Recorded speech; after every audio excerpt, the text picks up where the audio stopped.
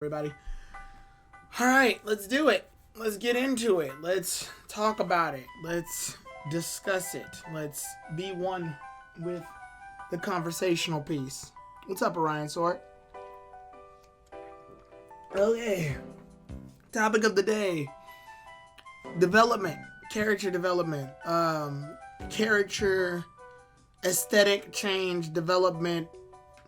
The journey of a character. Whatever have you, the growth, the overall change. So obviously, I figured this topic would be perfect the minute I saw this picture that you're seeing on screen right now. I was like, oh, this is great because this has been causing a back and forth on Twitter, and I want to try to get some guests on, or at least people on the server. I kind of want to get them on sooner than I did for the last one, only because I do want to see that this seems like the most decisive one, and it's only because a lot of people I see saw this reaction and immediately reacted in certain ways, and there was a lot of back and forth.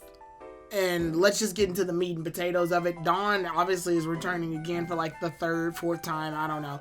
Because she returned again. She returned in Best Wishes. She's returned again in Journeys and returned a third time in Journeys. So that's her like third time showing up. But this time, we get to actually see the rest of our Pokemon. And they look pretty much the exact same way as they did in Best Wishes. Hell, Baneri doesn't even have that jacket that she normally wears. Now, I don't know if that's just because she opted not to wear it this time around or what. But Dawn's team looks pretty much copy and paste from what it did in Best Wishes. Whereas in Diamond and Pearl, I believe, when it ended, she had Cyndaquil, and Cyndaquil turned into Quilava in Best Wishes. So we got to see that Cyndaquil to the very least evolved and stuff there. As of now, she will have been in 4 episodes. Yeah. So Dawn has made like a lot of returns, but I think the audience is split on her like development just based on the picture. Now, obviously, the episode will show more, and I haven't watched the episode yet. If you're wondering, I usually watch the episodes on Sunday. I watched it early the last time for the reaction, but for here, actually, Cyndaquil evolved during the DP special in early Best Wishes. So yeah, that's still in the realm of that. It's away from Ash, and that was just a journey. That was just a part of Dawn's journey that we got to see, which that's fine. But when she showed up, it was a Quilava. So if you didn't watch that special, you're greeted to the idea that hey, and even if you want to take it to a more extreme, May's Pokemon went through a lot of changes. Eevee evolved into Glaceon. Bulbasaur, her Bulbasaur went all the way up to Venusaur. If we want to take it further, I believe something else happened. A major thing happened on her team. I know she had Glaceon, Venusaur, and I think that's about it. I don't know if she went through any other major changes. Poor girls in a stasis off-screen. Growth doesn't apply to everyone equally. Case in point, Iris got everything and Dawn is flanderized. Oh, and Wartortle. Her Squirtle evolved into Wartortle. Thank you, Coro. But here's the question. Here's the major question that a lot of people have been arguing, because a lot of people have been on two sides of this. Some are upset that Dawn's Pokemon haven't changed at all since her last major debut. Other people are upset that everyone's criticizing Dawn over having the exact same team she had basically in Best Wishes. So what does this mean? Like, the people that are on the other side that are upset that Dawn hasn't had any major change in her team since her debut is mostly spawning from the fact of the counter, oh, well, you don't have to show outer change in order to show character development. What up, Red Dragon? Some people's character development happens just simply from them growing and developing as a person and personality traits. Now, a lot of these Pokemon, 2 of them can't even evolve. Well, yeah, 2 of them can evolve. Piplup won't evolve. 3 of them, I'm sorry. 3 of them can't evolve. Togekiss is at its final stage.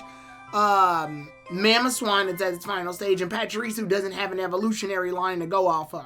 So that leaves Baneri, and essentially Quilava. Quilava can turn into Typhlosion, and Baneri can turn into Lopunny. Piplup has opted not to evolve, hence the Everstone that I think it keeps under its like little penguin flap. I don't know where the fuck that thing is. The point is Piplup has opted not to evolve because, to me, Dawn and Piplup's relationship is a copy and paste of Pikachu's. At first, Piplup would go in the Pokeball under certain situations, but it's pretty much digressed to a Pokemon that doesn't get into its Pokeball at all. It's usually on screen as long as Dawn is on screen because they had to copy Ash. Its default move is Bubble Beam, which is what it uses in most situations. Pretty much in a lot of Diamond and Pearl movies, instead of using their whole arsenal of Pokemon, Dawn would just say Piplup, use Bubble Beam, and Ash would say Pikachu, use Thunderbolt. It doesn't stay in its Pokeball. It doesn't want to evolve. It's pretty much Pikachu, just in a penguin skin. So we move forward. Baneri not evolving, possibly due to its crush on Pikachu. It could still have a crush on Pikachu and still be a Lopunny. Dawn doesn't show up enough on screen for it to really matter if that ship is canon or not, because it can't really. Plus, it's Pokemon, so who cares? And I'm fine with the team. I just don't. They won't do anything with them. So obviously Cyndaquil is a candidate to evolve. It evolved once into Quilava. Obviously, it should evolve again into Typhlosion, just to sort of exemplify the fact that, you know, Dawn's Pokemon are growing. But, wow, Baneri never learned a fourth move. Jesus. But, what is this, though? Like, what is the deal with this? Why does it matter if they evolve? Why does it matter that they don't evolve? The argument has been, oh, well, I don't care if they evolve. They're still... And some people are just glad to see them, which, to me, being glad to see something after a long time in Pokemon just doesn't feel like a... It doesn't feel like a genuine good reason for something to show up on screen, just because you haven't seen it in a long time. I haven't seen Ash, like, use a Haunter cartoon bomb to blow up a Psychic-type gym leader and make her laugh to give him a badge in a long time, but it doesn't mean I want to see it again. Like, not seeing something for a long time doesn't guarantee a win in my book. To me, that's just like reaching for nostalgia. At that point, just watch the shit that it debuted on. Watch Dawn's team in Diamond and Pearl if you're that thirsty for, like, them to show up again. But like I said, what is development? What it really is development? It doesn't even necessarily have to be between the Pokemon's evolutionary traits or growths. There's been several times where a trainer can show up, or even a character can show up with the exact same Pokemon, but they found a way to, like, develop them differently, or adapt their battle style in a way that makes them more effective in battle. Now, obviously Dawn's returned to Journeys before, during the Cresselia / Darkrai stuff. So, what was like, she didn't show off her team at all except for Piplup in that one. But now that Diamond and Pearl remakes are out, I guess it's now the time to start showing off more Sinnohmons, hence Togekiss, Mamoswine, Pachirisu, and Baneri. Quilava is here because Quilava's on Dawn's team, and back then they were promoting Heart Gold and Soul Silver. Best Wishes, she had no real reason to show up, but they were doing that thing where they make the old protagonist show up to the recent show to show it off. What's up, Emmy? And what up, Brad Ambassador? Here, we reach a situation where now that Diamond and Pearl remakes are in full swing, they have to show off most of the Sinnoh Pokemon, and this is the best way to do it.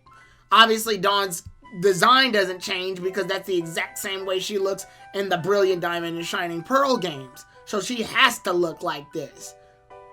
Any major change in the player would be thrown off, although I would have opted that she wears some other outfits that you can actually wear in the game. If you have to promote the game anyway, make her wear the other outfits in the game. Personally, I would have preferred her wear the cyber suit, but whatever. Obviously, we know the show's not going to go that deep. This is their default character. This is the female protagonist. This is what she looks like in the video game. And thus, she can't really be changed. Otherwise, newcomers will be confused when they pick up Brilliant Diamond and Shining Pearl. Well, why ain't my character look like the one on screen, right? But we're not here to talk really about the games. We're here to talk about what really is development and why is it important, especially so for characters that leave the series and come back. Well, let's look at the definition for character development. So, the core masterclass literary definition of character development is, in fictional writing, character development is the process of building a unique, three-dimensional character with depth, personality, and clear motives. Character development can also refer to the change of a character undergoes over the course of a story as a result of their actions and or experience. Why is character development important? A novel consistency of a character's interaction with the events over time, character, and plot are inseparable because a person is what happens to them. Without a clear sense of who a character is, what they value, and what they're afraid of, the reader will be unable to appreciate the significance of your events, and your story will have no impact. Like real people, fictional characters have hobbies, pets, histories, ruminations, obsessions, and so on and so forth. These characteristics inform a character reacts, feels about things happening to them, and is essential to your novel is to understand all aspects of your character so that you are equipped to understand how they feel, that they may react under the pressure of the events that they encounter in said story. How does character development affect story? Your main character's goal sets the stakes in your story. It doesn't matter whether the story's stakes are big or small, as long as they matter deeply to your protagonist. Your character doesn't have to save the world. Perhaps they're trying to save their family from an eviction or fighting to keep their business from going bankrupt. Your job is to establish what is important to your character. Ideally, it's something your audience can relate to, and help the reader imagine what might happen if they lose that important thing. How to develop different types of characters? Stories that have different types of characters. Every story has a main character called the hero/protagonist. Many stories have a bad guy, villain, and or antagonist. Secondary characters round out the story. These characters may help the main character, oppose them, or be completely neutral as long as they help the reader understand the protagonist or the antagonist in deeper ways. Alright, there's more, but I'm not going to read all of that. So why is this important? What's up, Kay, by the way? What's up, bestie? So why is this, why did I read that? Why did I go through the effort to even read that entirety of that whole section? I read that pretty much to break down the ideological structure of what a character is so that you have a full set going into this as to what matters in terms of value, development, and growth as a character. Now, Dawn's obviously not a main character in the Pokemon series. I mean, she's a main character in the sense that she gets screen time and focus on her. But for the overall scheme of things, we'll say Ash Ketchum is the protagonist of Pokemon. I think you'll have no arguments here that pretty much show that Ash is the overarching protagonist of the entire story, right? You'll get no arguments from me here. That's pretty much the case. Dawn is we'll call her a primary-secondary character. This falls under the line of May, Dawn, Misty, Brock, all of the traveling companions that pretty much travel with Ash that get episodes focused on themselves on occasion to deviate the story away from Ash's plot so that when we come back to Ash's plot, we actually get a lot more structure. A main character story can feel a lot more breathable when there's breathing room. Case in point, other characters having story. This is one of the reasons why people felt more connected to Ash's traveling companions, I want to say around AG. I want to say AG moving forward was when people really started caring about the other characters outside of Ash. Yo, help me stay awake. Well, hopefully this discussion will help you stay awake. It's engaging. So, and why do I say AG moving forward? Because for the most part, Brock and Misty didn't get that much focus on them in terms of like just straight up raw motivation and development. Their motivations were kind of vague at first. Brock said he wanted to be a Pokemon breeder, but as a kid, you don't really know what the fuck that is. He says he wants to do it, and we see him take care of Pokemon, but he more or less like a breed. I'm like the term breeder for a kid, at least watching the show back in the 90s, felt sort of in the air. Because actual breeding is, you know what breeding is. It's putting two creatures of the opposite sex together so that they can, breed so they can breed more of that species. You get a male dog and a female dog together and they have a lovely Friday night and you wind up with puppies. And then you take care of the puppies so that they can be introduced to other breeds of dogs so that they can have a lovely Friday evening. And, the point stands. What's up, Thunder? Thanks for the host. Thunder Raiden. How are you all doing today on Saturday? Thank you, Thunder. Appreciate it. So, and then Misty didn't get any major focus until the Whirl Islands. The Whirl Islands water Pokemon tournament competition. Which at that point, the show finally decided, okay, it's time for us to actually realize, oh, that's right, Misty is a water Pokemon trainer. That's correct. I forgot about that. So when we look into this deeper, in AG, the reason Misty got development in the side story specials. Exactly, Chronicles. But look what they had to do in order to do it. And even in Chronicles, that was taking place around AG's little era. And the reason we do this is because it's very clear that once they realized in AG that we can have focus on other characters, hence May, and debatably Max sometimes, and Brock, the story went, oh yeah, that's right. We can make our world expand if we focus on more than just Ash. Bet. And the show from there on forward decided that it wanted to take its focus and deviate it across different characters. This is why we get a new female protagonist pretty much every series. This is why we get those episodes that have the characters focused on them. Because the show figured it could kill two birds with one stone. It can expand the world by making development more than just one character. It can kill three birds with one stone, actually. It can fill up the runtime, that way we don't run into situations where Ash went to the Pokemon League at like episode 70-something. Yet there's still like an expected hundreds of episodes left to go. And 2 and 3, so it can show off the main protagonist of said video game, but show them in a different light in the anime, so that you have another character to relate to. Remember, Ash Ketchum is not a video game character. However, people felt more related to him in Pokemon Yellow when you were able to have Pikachu as your teammate, because essentially you would have the exact same team as Ash if played right. The game catered towards it. The game was making optimal changes based on something that happened in the anime, and vice versa. So once they already had a grip on this type of situation, they doubled down on it later on. Now, what does that have to do with what's happening right now? Dawn's development. Well, let's talk about what Dawn exactly has been through in the course of her 3 debuts in each series. Diamond and Pearl, Best Wishes, Journeys. Well, in Diamond and Pearl, you can obviously watch that entire series and see what happens. That's where she gets her start. She has her Pokemon I Choose You episode with Piplup. And yes, I'm calling it that because it's the exact same fucking thing. I don't care. You can say what you want. She meets a starter Pokemon. They end up not liking each other. A bunch of swarms of Pokemon attack them at once. The starter Pokemon uses a super attack to get rid of all of them. They get along at a lot better of a pace. It happens a lot quicker than Ash's journey with Pikachu, but the Pokemon I Choose You episode for Dawn basically is pretty much on the same template. They hit the same story beats. So after that point, what happens to Dawn?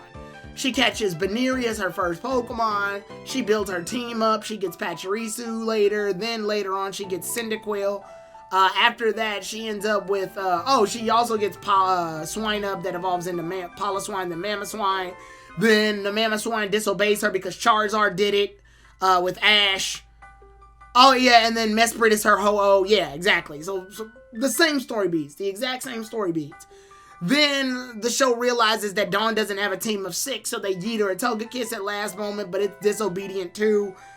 And at that point, they're pretty much done with her, so Grand Festival, do your thing, move on. She doesn't win Grand Festival. She ends up losing to Zoe, even though she lost to Zoe in all the other times, which means she never even got to pass Zoe up once. And then afterwards, she ends up leaving the series for the most part and doesn't show up again until Best Wishes, when she wants to join a tournament for some reason. After she joins said tournament, she actually shows that her Cyndaquil has evolved into Quilava. And she explains to Dawn that the exact same thing that's happening to her Dragonite happened to her Mamoswine, which gives their characters a bit more correlation. And Dawn is able to actually put her 2 cents into the conversation and make her develop more as a character. And that adds to it. She loses, obviously, because she had to do her obligatory I'm the old protagonist losing to the new protagonist scene to show that the new protagonist is actually character developed.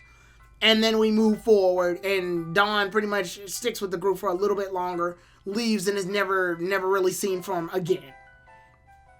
We move forward to Journeys. We're in Journeys. She's back in Sinnoh again for reasons. Oh yeah, that's right. Fucking games are coming out. And while she's there, she basically tells Koharu that she's done a lot of crap, but we don't see any of the fruits of her labor at all, at least on screen. She only has Piplup because apparently the show can't afford to draw the other goddamn Pokemon at this point. She loses to a Rhyhorn despite a double type advantage and being an experienced coordinator who's been through a bunch of regions. She loses to a Rhyperior even though she had a bunch of experience and went through a bunch of regions. Koharu shows her up twice with her Eevee that she just found on the street a couple of months ago.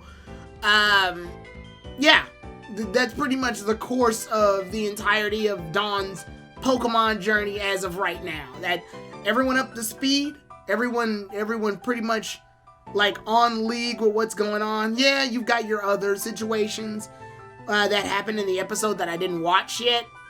But for the sake of when this picture took place, which was when we got the preview, and when everybody started having this debacle over Dawn's character development, I wanted to use the events that lead up to that point.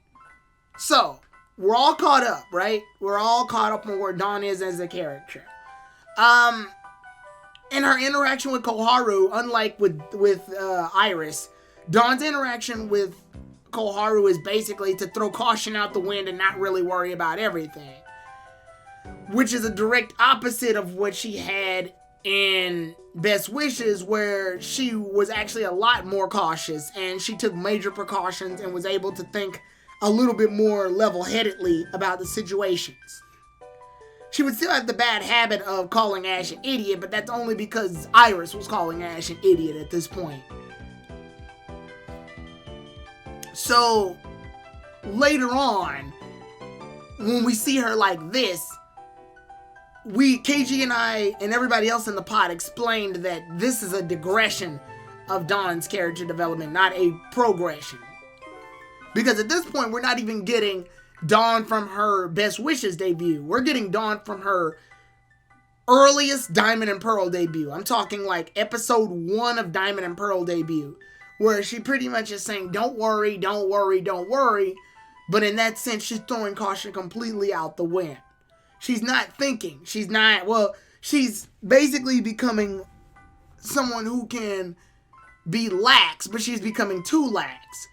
Whereas when even I, for a person that doesn't really care that much for Dawn as a character, can see that by the end of the Grand Festival, or at least by the upcoming of the Grand Festival, Dawn is able to be more alert to the situation. She's able to take a bit more of a stance towards cautionary type situations.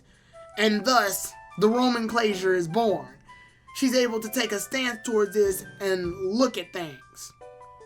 Whereas Koharu's whole deal is that since she's a homebody, she is very worried about making sure that she does everything correctly. She gets worried that she's out on her own camping with Eevee. She gets worried that she's not going to be able to see the contest in time. She wants to go back to town on time to make sure she can see the contest on time. And Dawn's just like, bleh, whatever. But if we use that Dawn and applied it to Best Wishes, or even to a lesser extent Diamond and Pearl, this would be the most uncautionary, unresponsible, sloppy character to ever exist in this series. She wouldn't make it to any of her goddamn contests in time, her Pokemon wouldn't be any stronger than they are, and she'd just be a goddamn mess. But for the sake of showing off her primary character trait that she had, so that people can realize, oh yeah, that's right, this is Dawn, they have to basically make her use her most noticeable traits. It's just like when they had Iris still call Ash a kid at this point. They need to do that because that was her character gag. It's what she's most known for. And it's just, Dawn shows up because Koharu was cooking soup. She didn't learn shit from Brock. So yeah, at this point, and the only thing we really see out of Dawn's development is the one time where Cresselia's injured and Dawn puts a goddamn band-aid on it. And she's like, wow. And Koharu's like, wow, you sure know how to put a band-aid on something. And she's like, yeah, I learned how to put band-aids on things from Brock. And I'm just like, okay. It's not really much of a... It's very, like, haphazard, by the way, development as opposed to actual character development. Now, I've been going on back and forth about the review of Dawn's character as well as the review of character development. But what about her team? This is the first time we actually see our Pokemon on screen. Why does it matter if they're evolved or not? Well, what does evolution in the series usually mean? Well, in most Pokemon series, when we see a traveling companion come back and they have a new Pokemon or they evolved the Pokemon, it pretty much means that they went through their own adventure themselves in order to grow or develop as a character. We see by the time that they return that something has changed. Why is this important though? Why does it matter? Why can't everything be the exact same way as it was? It's not really so much even character development. You want to know what it really is, and I'm about to blow you guys' minds here. And Kuro, you probably already know it, but a lot of you guys may know it too. I'm not gonna take my viewers' benefit of a doubt. I'm gonna say this though because this may blow some minds. It's a possibility it may, a possibility it might not. It's not really so much character development that I think people are going back and forth over. I think they're saying character development because we see a character on screen, and by theory they need to develop. But it's not even so much development. You want to know what it really is? It's world building. Building the world around you.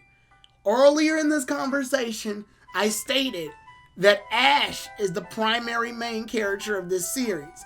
Everything that happens around him is world building.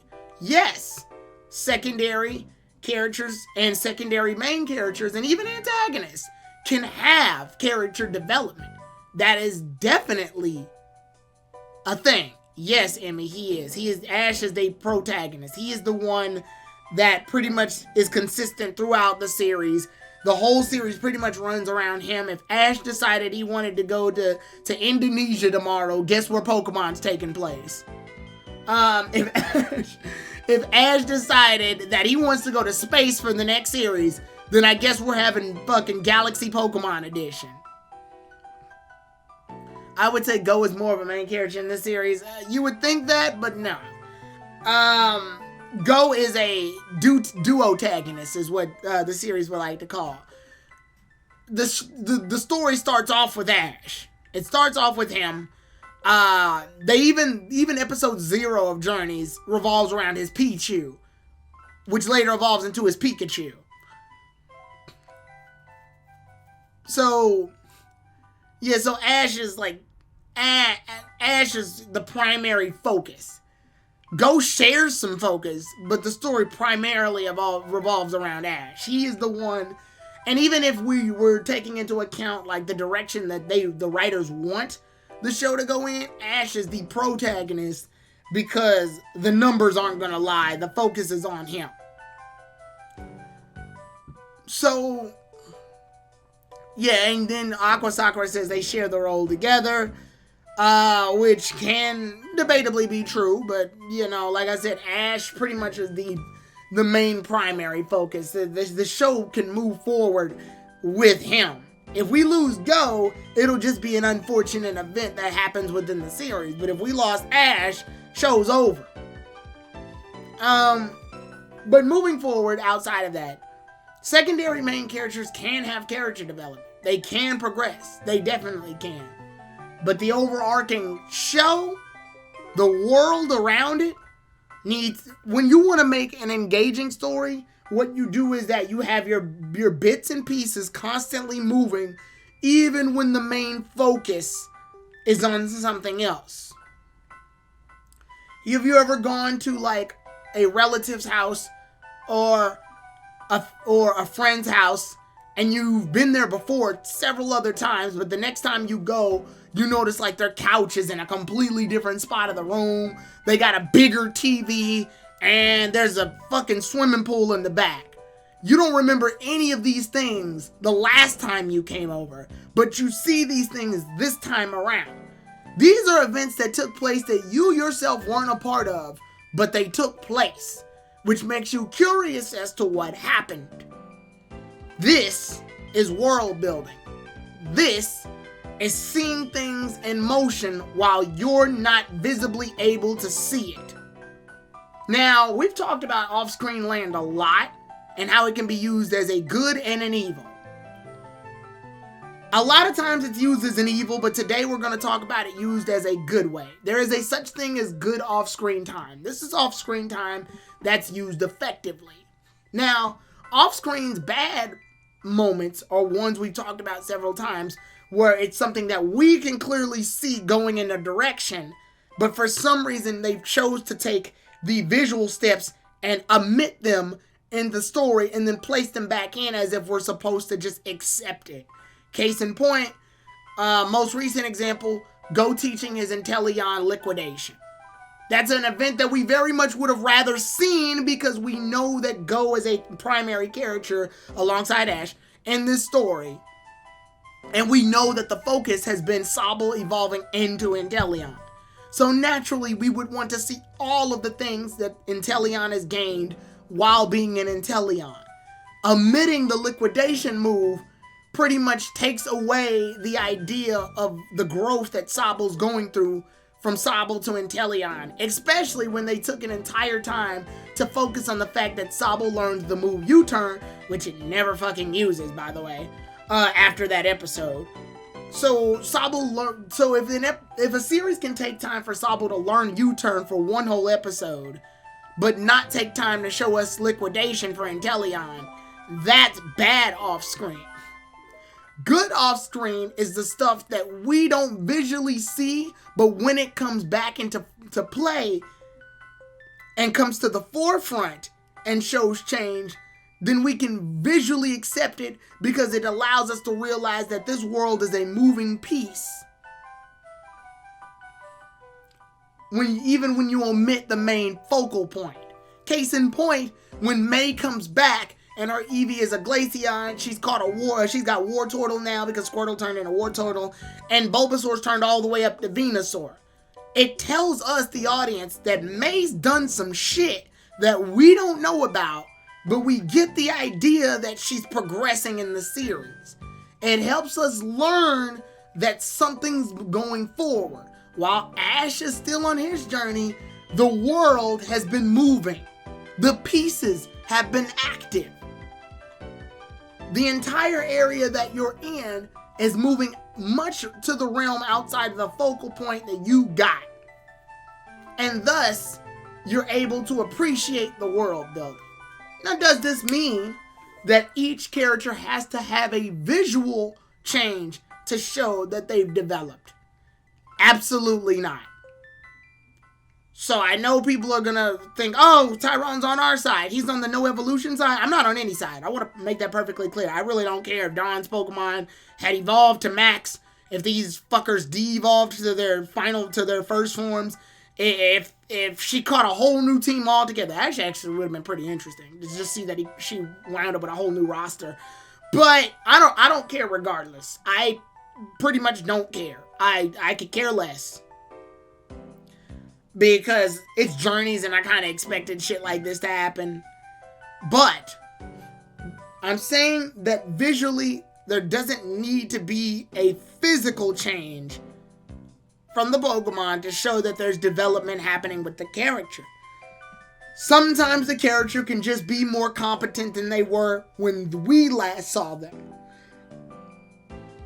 Like case in point, let's say that Koharu had to fight this very strong Pokemon. And her and Eevee are getting their ass kicked. And then Dawn shows up and has Piplup body rock this thing by using, like, I don't know, by using water pulse combined with drill peck to make pulse peck or something. Or if she had taught Piplup how to use, I don't know, ice shards and combined it with peck to make this super long ice peck or something, right? Or if she, like, had Piplup spin while using the ice peck and, like, a whirlpool spun around that to make, like, this cool little, like, aqua ice drill. And she learned this shit by just combining all, like, their advanced versions of her older combos, right? I don't even know if freaking Empoleon can learn Ice Shard. I'm assuming he can because it's a fucking penguin, and penguins are all about ice. But my point being, Piplup's still Piplup in that situation. But Dawn has changed because she's thought of more advanced tactics. She's developed new skills. She's grown as a person. Teaching Baneri the move double hit, Ambipom's move, and Mamoswine's egg move. Oh yeah.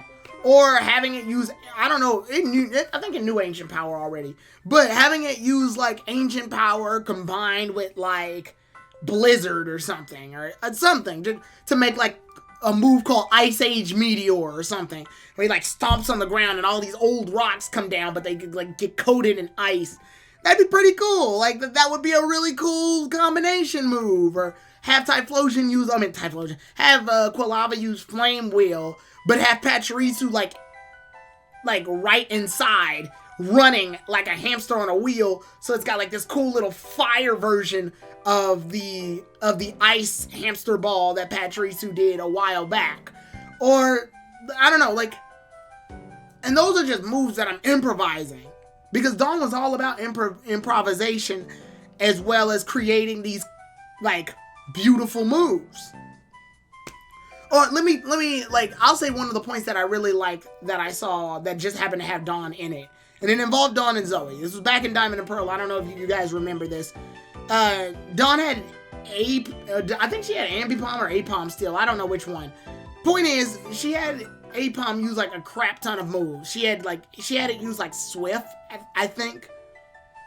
But she had it use Swift and spin around at the same time, so there was a clutter of, like, fucking stars everywhere spinning. And Zoe and Dawn's like, what do you think of that? That was dope, right? And Zoe's like, I mean, it's alright, but here's my one problem. I can't fucking see Apom, you idiot. So Dawn goes, oh, yeah, you're right. You can't see him. Moves don't mean shit if you can't see the goddamn Pokemon. Like, then it just looks like a clutter of particles. You gotta find a way to, like, combine these moves to where they look visually appealing but still show off the Pokemon. Do it, stupid. And she's like, okay. And thus, ever since then, she started doing moves that complement the Pokemon's body while at the same time showing off the move itself. That's development. That is a way to show that a character has grown in some way, shape, or form. Dawn may be the same, but her tactics are different. Her mindset is different. Her battle style has changed, essentially. So we come back to this. Dawn has all these Pokemon that they're the exact same. None of them have changed at all. But how has she been as a trainer? Has she developed any? Has she taught her Pokemon new moves? Has she taken on a mindset that's a lot more mature than what she had leaving? Well, not really. Like, if you were to tell me right now, after, like, watching, I don't know, Best Wishes, that, and never saw Dawn, like, let's say we never watched Journeys at all, right? We only watched up to Best Wishes. We didn't even get to watch X and Y. So, sadly, in this universe, we haven't even, like, X and Y hasn't even shown up yet. And you showed me this picture right now. What would this tell you? What would this tell you? This would be Dawn's team. This would just be Dawn's team, right? This would just come off as Dawn's team the last time we saw it. Now I'm about to jump to the other side. And again, I didn't say I was on sides, but I'm going to tackle both points. Why does change matter? Or why does physical change matter? Physical change can play just as much of a role as emotional or character or psychological change. This allows us, the audience, to see that there is progression in the story, or at least the world that's being built has amplified itself on the character. Because sometimes the journey that a character takes can sometimes be taken on based on what they have.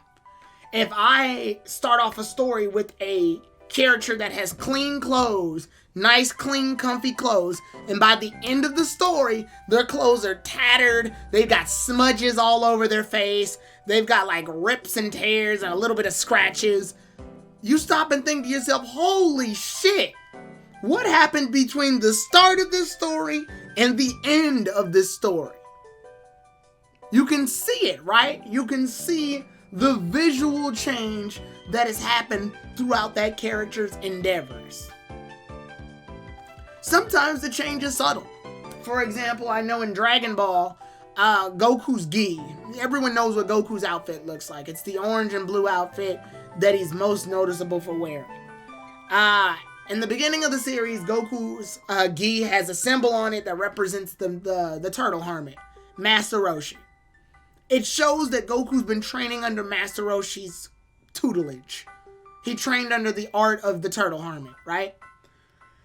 But as we move forward, the next time Goku shows up in the Saiyan Saga to fight off against Nappa and Vegeta, he has a new outfit where the turtle hermit is on the front, but King Kai's symbol is on the back to show that he's been training with King Kai. Same outfit, slight change.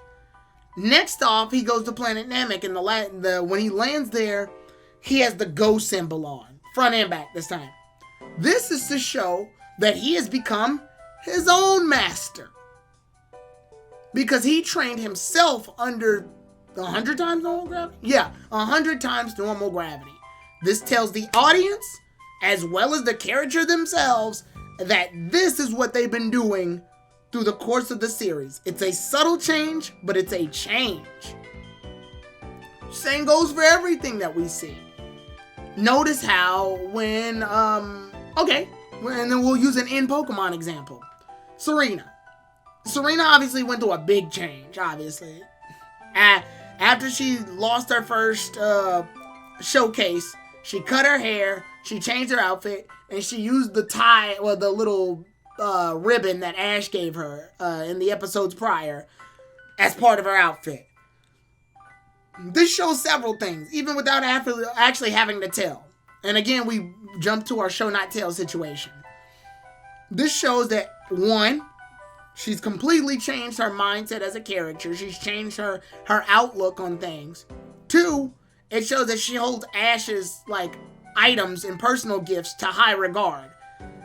The ribbon is up top, so it stays right there. No matter what time we see, it's visually the thing that sticks out, and her whole outfit change.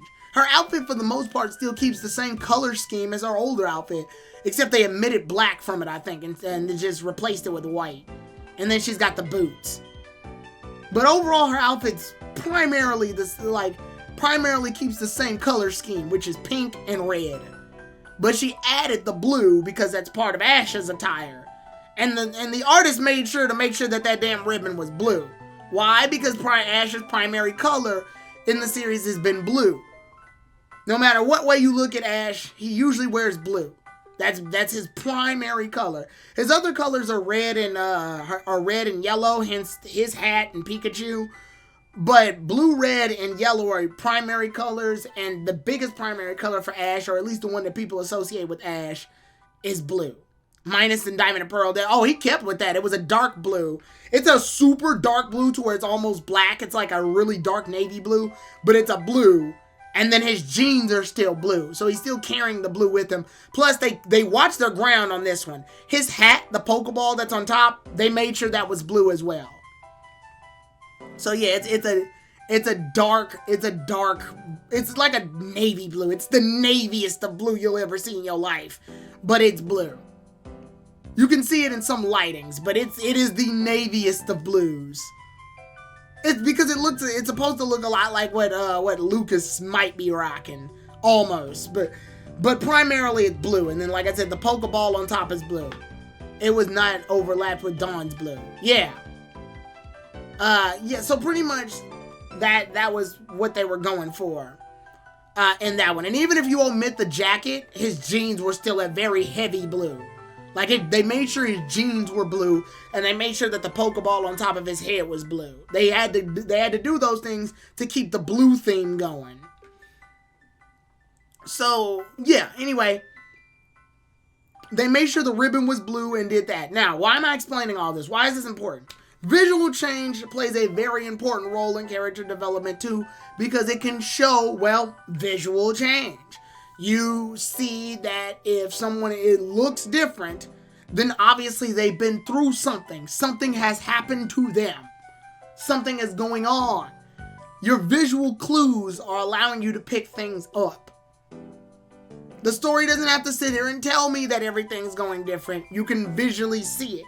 It's the reason why they had Iris go through this huge change that she looks like she looks in the Black and White 2 games, because that's exactly what her video game portrayal looks like. But in her video game portrayal, they had to do that because they had to let you know that in the 2-year time period, no, not 2-year time period. That's red to blue to gold to silver. In the however time period, I want to maybe 7. I don't freaking know. In the time period between Black and White and Black and White 2, a lot has changed. And they need to show that off. It's why Sharon looks completely different. Bianca looks different. Iris looks different because she's the champion now. You can see the change. The visual changes have been sewn in stone, and we can see that the story has progressed in a way to show off, look, these characters have been through something. And in the time period that you couldn't see, this happened. This is what's taking place. Now, why does that matter to Dawn, though? Why does she need a visual change? Well, I can tell you the writers screwed themselves over as to why Dawn needs a physical change. And it was way back in the Darkrai and Cresselia special. Dawn straight up tells Koharu, yo, I've been to a bunch of regions. I've been to Hoenn, Kanto, Kalos, blah, blah, blah. She goes, I went to all these things. Okay. But you look the exact same way as you did from when you started. So if your job was to convince me that you've been a lot of places, I don't see it. You look exactly the same way you were, which is exactly the same way you looked in Best Wishes, which is exactly the same way you looked in Diamond and Pearl. At this point, it's hard for me to be convinced that you've changed at all, because the show doesn't even want to show that you've changed at all. That's where the issue lies. Visual aesthetic isn't always the 100% guaranteed way to show that character progression and development has happened, but it's there for a reason. And that's there to show some level of change. If that were the case, Naruto would look the exact same way he did in Part 1 as he does in Shippuden. In Shippuden as he does in Part 1. But he doesn't. May had the emerald outfit, exactly. And not even just that, it also goes with the aesthetic of a believable character. I refuse to believe that after this many years, well, assuming years exist in fucking Pokemon, I refuse to believe that after this many journeys through different regions, Dawn has opted to wear the exact same clothes.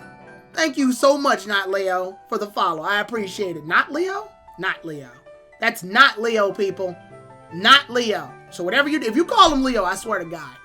But I refuse to believe this, not even just for the fact that it's unbelievable for a story. It's unbelievable for the character to do this. What is Tyron talking about this time? Well, we're about to get into that. What was Dawn's overarching #1 trait and hobby in terms of her coordination? Even before we really got a chance to know much about her as a coordinator, what's one thing, pick a number between 1 and 13, 6.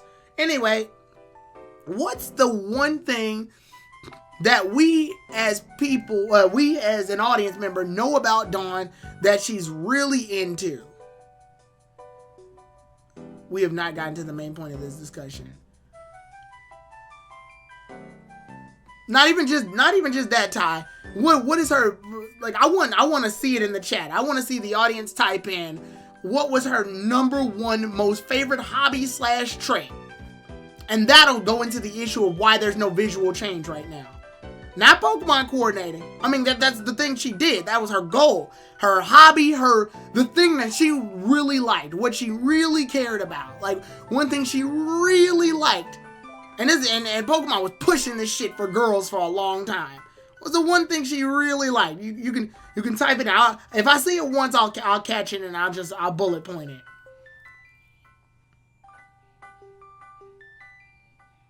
Cooking puffins? Is it making puffins? You guys are close, but that's not it. This was before we got the chance to really know dressing with different outfits. Koro, you hit it on the head. She loves fashion. She loves the shit. She would literally wear a cheerleading outfit every time Ash did a gym battle. Every time. She wore a different coordination outfit pretty much every time. She had outfits for pretty much everything. Every time.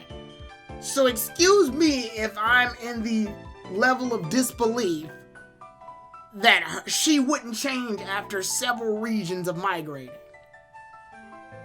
That just makes sense to me that she would change clothes. It didn't make sense to me when she didn't do it in Best Wishes. It doesn't make sense to me now. It didn't make sense to me when she showed up in Journeys. Why? Because it goes against her as a character. So for the side of people that are saying, at least give her a platinum outfit. She wore a platinum outfit when they went to Snow Point, Kay. I think they did. Yeah, she did her platinum outfit when she went to Snow Point. So they already tackled that one, I think. So, for the side of people that are upset that she didn't change, are you being upset with the lack of change happening here in this picture of her debut in Journeys? Is it justifiable? Absolutely. Didn't she make Baneri's vest? Yes, she did. So is it justifiable? Absolutely. Now, the other side, she doesn't need a change in order to show that she's developed. That one's also true. But here we have a situation in which the lack of change or the action of change can affect a lot in development, in which it visually shows that the character has been through something, has gone through something that we, the audience, couldn't physically see. This allows the viewer to be more immersed into the story. Oh yeah, that's right, this character has a hobby. And since this character has a hobby, it's more relatable when they go through that change or develop their hobby in a way outside of the main story. We can absorb it. We can look at it and go, oh, she implemented that into her story. Why not? It didn't even have to be an evolutionary change. Remember how Baneri has like a vest, which is not wearing in this freaking picture, by the way? What if Togekiss had like a little crown, like on the side of it, one of those little triangle things? What the fuck are those things? What if Quilava had a cool little like neckerchief, like a little bandana situation? What if Mamoswine was rocking some cool chains on the horns or something? Or even get Piplup a little bow tie, right? Accessories. Or Pachirisu a bow tie. I think Pachirisu with a bow tie would be kind of cool. Or put a little pink bow on Pachirisu's like ear. I feel like, let's see, leather jacket or cyber outfit would have worked. Baneri fashion story. Wait, they made a bunch of outfits for Diamond and Pearl to give her just one of those. Well, yeah, and Emmy, Emmy, you're kind of right, where, yeah, that does feel like it would have been promotion for the game, but at the same time, it would have shown some growth. It would have shown some level of change. Like, when we see May come back in her Emerald outfit, yeah, it's to promote Emerald version, but at the same time, it does show that, like, she decided to change, and she decided to... What you've done here when you make characters change outfits well upon their return, or even make the Pokemon, or like visual, if you add visual changes, it lets us separate, it makes the fictional character a bit more like, how do I put this? It makes them seem more realistic. Obviously, they're not real characters. They're all within the realm of fiction. But seeing them have visual changes lets us like look at them and go, oh, stuff is happening. Things are taking place. They've taken up different interests. Something has happened to them. This picture looks visually no different than what her team had in Best Wishes. Like, nothing has changed. Everything's the exact same order it was in the last time, which is terrible because it doesn't give us an idea of growth. It doesn't give us an idea of a journey. It doesn't give us an idea of a story. It feels like they literally just took the piece from the last story and yeeted it back into its place now that it's time for the story to show up. Like, you can even see it in real life. I don't know how long, some of you guys may be longtime viewers of my Twitch channel. But obviously my channel's gone through quite a bit of changes from day one to now. Day one, I didn't even have a computer. I was using the PlayStation. And I was streaming video games via the PlayStation. So all you saw was like the PlayStation template. You didn't even see my face. I was using a PlayStation like avatar. Right? Now cut forward to now. I've got an overlay, I've got a webcam, I've got a camera, I've got setup. I even got LED lights in the background this time around, if you can probably see those. Things have gone through a change. We've gone through a physical differentiation from past to present. What the heck, even in Diamond and Pearl 1, her star fantasy is imagining herself in different outfits, yeah.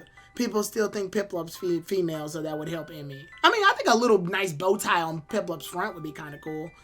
Exactly that point. No longer is the stream on YouTube. Yeah. Out of curiosity, is there any clue of Piplup's a boy. Piplup is confirmed to be a boy. I believe Piplup's a boy. Togekiss is a girl. Baniri's a girl. Pachirisu's I think is a boy. Quilava, I think is a boy, and Mamoswine may be a boy. I don't know. Pachirisu's sort of up in the air. But I think Quilava and Mamoswine are both guys. I think. I don't fucking know. But Piplup's a boy. Piplup's definitely a boy. Piplup's had some weird girl moments. But Piplup's a boy. Yeah, I think the writers didn't know what to make Piplup's gender yet. Piplup is a D-male. He's a Delta male. He's a Delta male, Jim. He took the red pill, Jim. I love the red pill. Oh, it's a female. You meant to write female. Okay, Pachirisu's a female. Okay, that's cool. It is what it is. Pachirisu's sort of in that line of it can be either or. Typically, I believe most Togekisses should be women. I don't know if there's a male Togekiss at all. No, I'm sure there's male Togekiss. If you want to finagle it, Togekiss could probably be male. Yeah, I can see male Togekisses. I put Togekiss in the female situation, but I can see a male Togekiss. Male Togekiss exists. Mamoswine's hard to convince to be a girl. To me, you would have to do some Pac-Man shit in order to get Mamoswine to be a girl. Literally, you would have to put like a bow on its head and just be like, bam, female. You go the Pac-Man route. Bam, it's a girl. Piplup would be the first to fight over a girl. Yeah, against Oshawott. Yeah, I remember that. Let's see. But anyway, Misty's Togetic is male, period. Is it male? Is it? I never knew what Misty's Togepi's gender was, and it's probably because I didn't care. It was a baby. I wasn't thinking about it. Or you can at least have a weird situation where Jesse's Aunt Mako is female.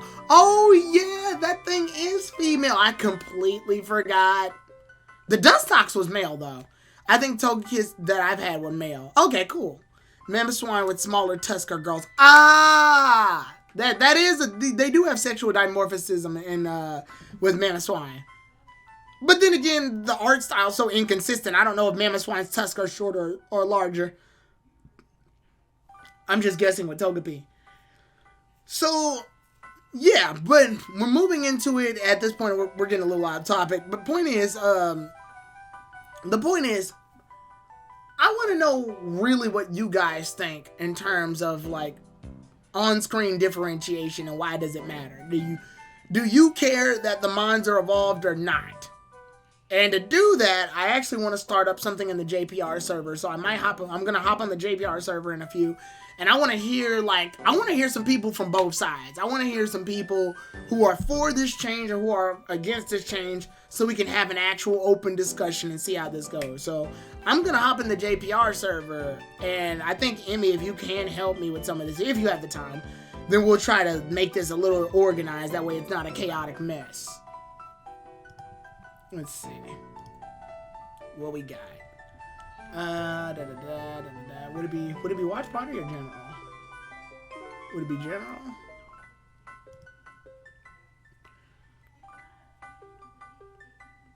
Okay. Let's see. Who do we got?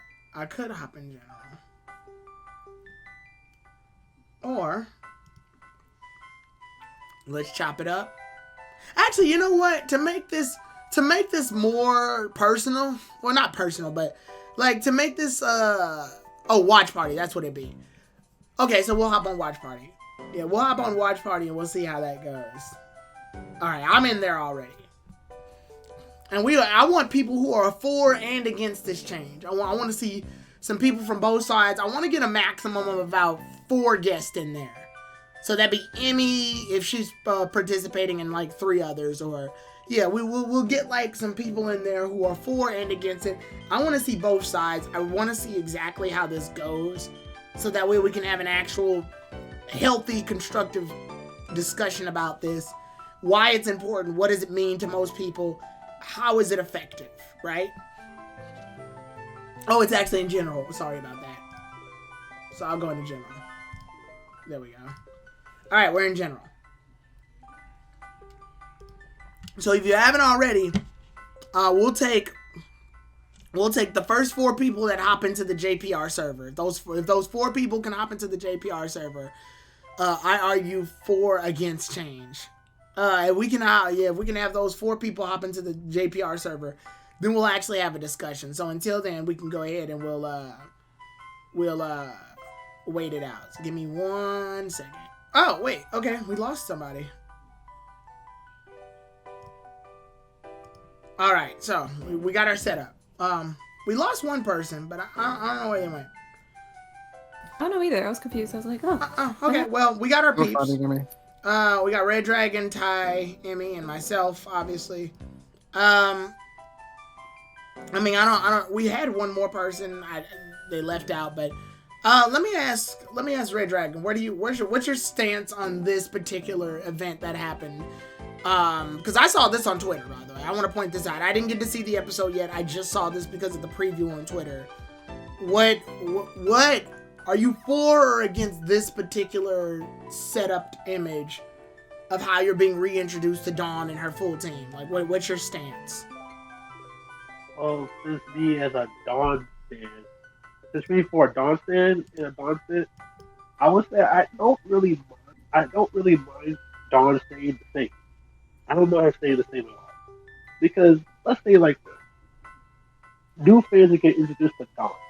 So I think for the writers, they need to introduce her in a way that doesn't feel alienated to people who know Dawn and people who don't know her, in a way saying, let's just introduce her the same way that she left this show.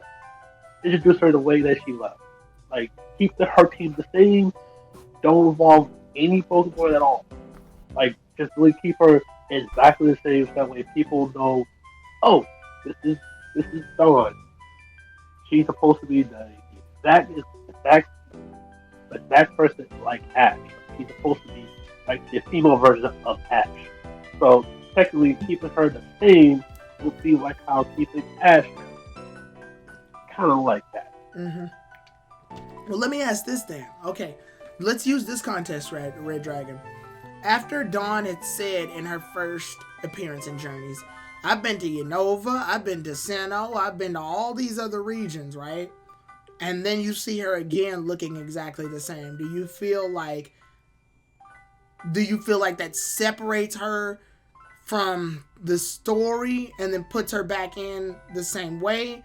Or do you feel as though it's perfectly natural for her to show up exactly the way she left in Best Wishes? That's kind of difficult to put down to a certain degree. Because Right. if she left the exact same way, and she said, "I went to Unova, I went to Hoenn, I went to Johto," Mm-hmm. and basically said, "I went through all this and not changed whatsoever," I would be like, "That's a little weird," because the way how Ash went to all these different regions changed little by little. For someone to stay kind of the same, no matter how she went to all these regions, just feels so Right. off. So, okay, so I'm going to move to the next person, but I want to point out that Red Dragon actually just pointed out a very interesting point that I didn't get to bring up. He used a very important word, chat. He said alienate. Why does that? Now, that is a good use of that word, too, because what alienate does is that if you make too many changes to a character after their absence, absolutely you can alienate that character from that. Because then at that point, the character is not recognizable.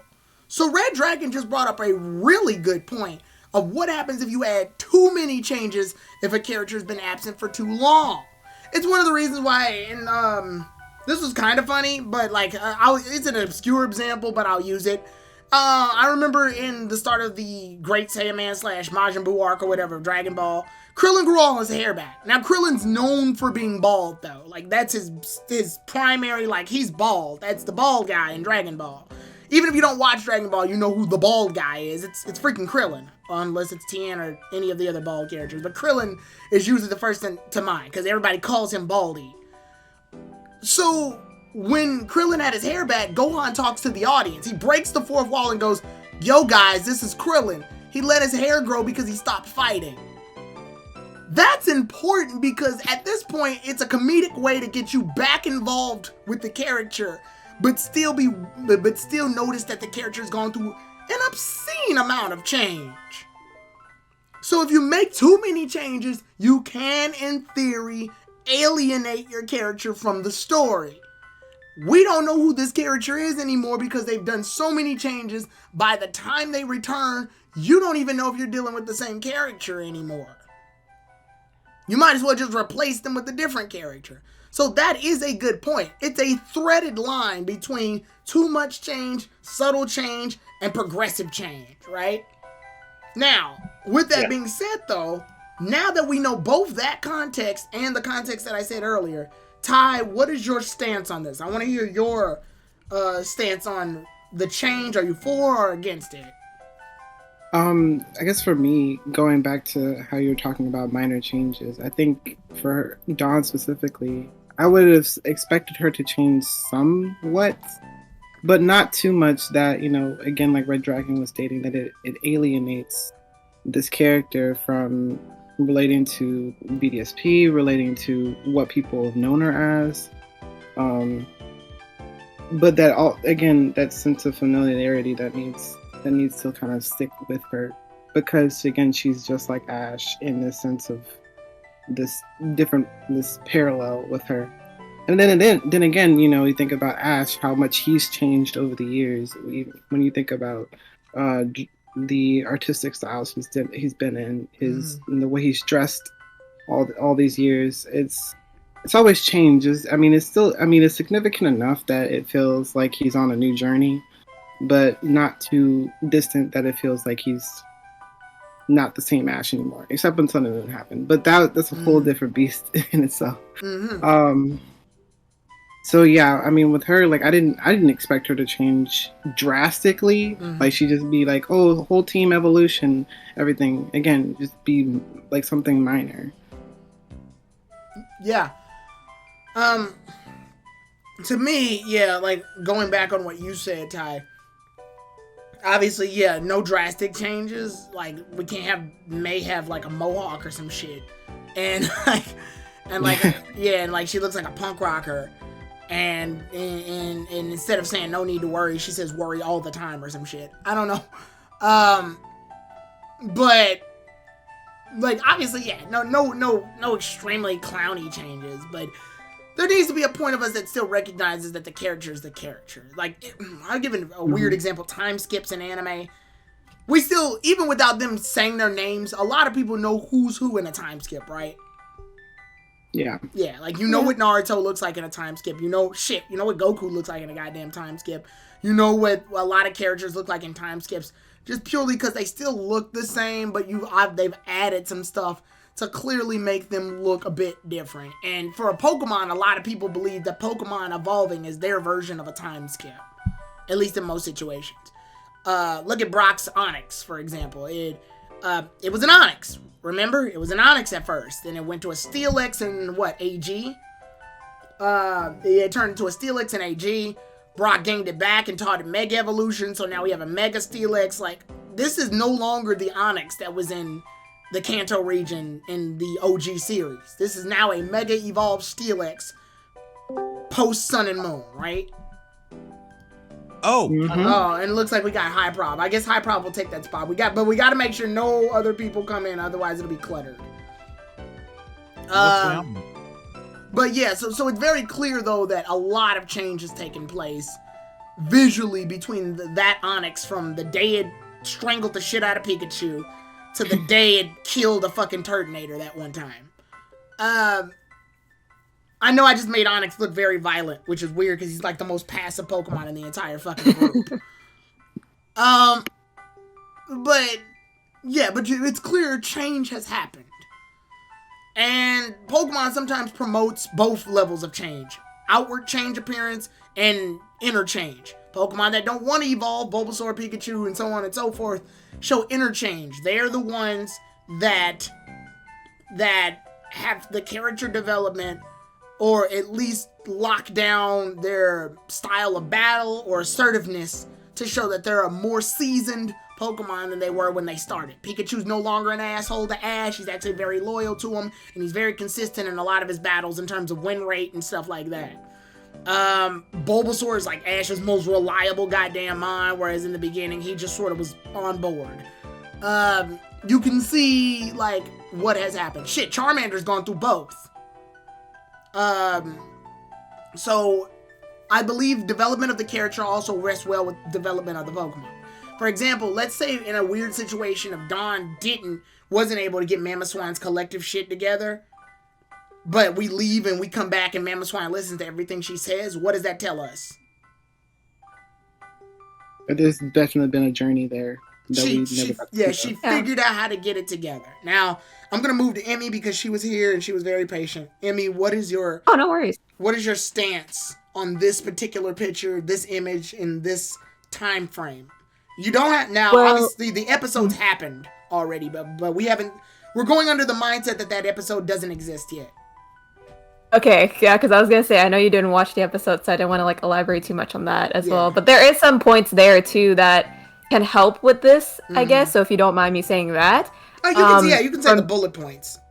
Yeah, so, from someone who's watched the episode, the problem with Dawn is that you don't really see much time. There's not much time for her to even, explain what she's done in, her adventures leading up to where we see her now. Because most of her episode, or most of the times that she's in an episode, is revolved around something else, and she just plays a character in it. So it's not really focused on, oh, Dawn's back, how are you? How are things? What have you done? It's not really focused on that. It's focusing on another plot, and she's just a character of it, if that makes any sense. No, that's perfectly fine. They actually kind of spoiled that with her debuting herself a lot earlier in the series. Because that was her chance to recap with Ash. Unfortunately, we've seen her twice now. So it'd be weird to go, oh yeah, by the way, how have you been? Like it'd be like if I haven't seen a relative in so long, and they come over to my house and they sleep in my house, and we haven't talked since they got back in my house, and then by like day 5, I'm like, oh, how have you been in California, by the way? Like that'd be weird. That's weird, and they ruined their chance to do that already. They already like messed with that. When May first showed up, she goes, yo, a lot's happened. My fucking Bulbasaur's a Venusaur and shit. And like you can clearly see she's gone through it. No, definitely. But like I will say too that like John returning, like at least for this episode, I feel in terms of interactions with Ash, I feel like that's how it should have been handled in the first episode. So when you see that, maybe you'll agree, maybe you'll disagree. I don't know. No. But That's a good point. Yeah. But in terms of what we've seen so far, like excluding this episode, of course, because you haven't watched it, I agree with your point where it's like, yeah, she was into fashion. I completely forgot about that too, and the whole like Baneri line too. With like, where's the vest? And even in this image, like, where is it? What happened to it? So little like details like that are kind of taken out, and it's like, all right, we see her team, but like, what do we know from that? Absolutely nothing. It almost and even feels like they put this team up here just to show you that they remember what her Pokemon are. Exactly, yeah. So it just feels like she's kind of like the shell of Dawn, and that's pretty much it. Like, you don't really see much of her personality other than Daijobu. I personally... Go ahead. Okay, I was gonna say it would have been nice to, because we see a lot of ads and everything throughout throughout the anime, especially in Journeys. It would have been nice to see like a Baneri ad or something like that, saying like, okay, Baneri's doing stuff. She's out here doing stuff. So, Dawn as a manager or something like that. I mean, there could have been more to that could have been shown. I personally think it's a bold move, but I love when they do it. I like when the characters catch new Pokemon to show that they've been doing stuff. Like when Richie shows up and has like a Tailo and a Pupitar and shit, and there's Charmander's a Charmeleon at this point. Like, I like that. I like that because it shows that they went through the trouble to gain new friends, to build new relations, to connect to more than just what they're familiar with. And they could have complimented. They could have complimented on that and advertised Diamond and Pearl at the same time. I would have loved to see if Dawn had like a freaking Rose Raid. She doesn't have a grass type on her goddamn team. That's true, actually. I would have loved to see Rose Raid, or to the very least a Badoo. Like, yo, I'm raising this thing. Like, or hell, even go further. Like, there's so many other potentials here, but they don't do them because she went to Unova, but no Unovamon. Yeah, she went to other regions. You mean to tell me she didn't catch one goddamn Pokemon? She didn't even try to catch a fungus on the Onyx Island. And Brilliant Diamond and Shining Pearl, she has a Blossom. That would have been cool to see, actually, yeah. I mean, the show's whole focus has been to push other regions. It would have been very cool to see. And then if Ash goes, hey, what happened to Quilava? She can easily go, it's with my mom, Grace. Joanna. Joanna. Grace is one of the moms in goddamn Pokemon. Oh, she's Serena's mother. Why? She's Serena's mother. Yeah, Serena's mother, yeah. Yeah, sorry. I get the moms mixed up because they barely... Delia's mom is the only one whose name is, like, really recognizable. Joanne's iconic, come on. Joanne? Yeah.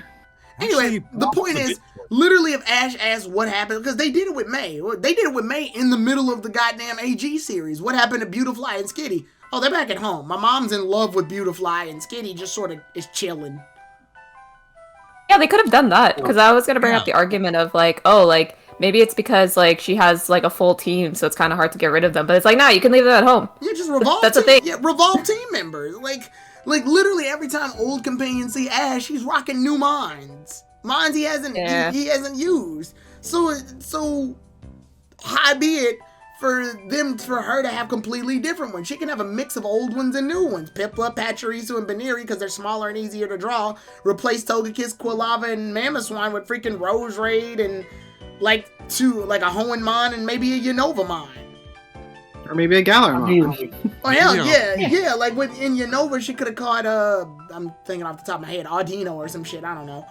And she's like, I caught this thing while we were still right after our world tournament thing, Ash. And I'm like, oh, that's awesome. Like, it's connections. It's links that let the world go, oh, stuff is happening in this world and the world is building around me. Now, Hyprov, you showed up, so I want to give you some time to view your stance. What is your stance on this? Are you for or against it? What your view on this picture alone and how Dawn was being portrayed? What's your viewpoint? I don't know about you, but I'm feeling a bit iffy towards this. I'm sort of in the middle. Mm-hmm. On the plus side, it's nice to see Dawn's character again, but on the negative side, yeah, what the others said about her team was true. We haven't seen much progress on her team between the end of Diamond and Pearl and now. The only change that has happened was Dawn's Cynical evolving into Quilava, but for the dub, it's off screen since that special where Cynical evolved never really happened. What else? There might have been another negative. The interactions. I don't know about you, but I don't think we've seen many interactions between Dawn and Ash ever since Journeys started. Ever since she returned in Journeys. She returned in episode 74, but I don't think she's... Okay, my head's mixed up right now. Right. It's okay.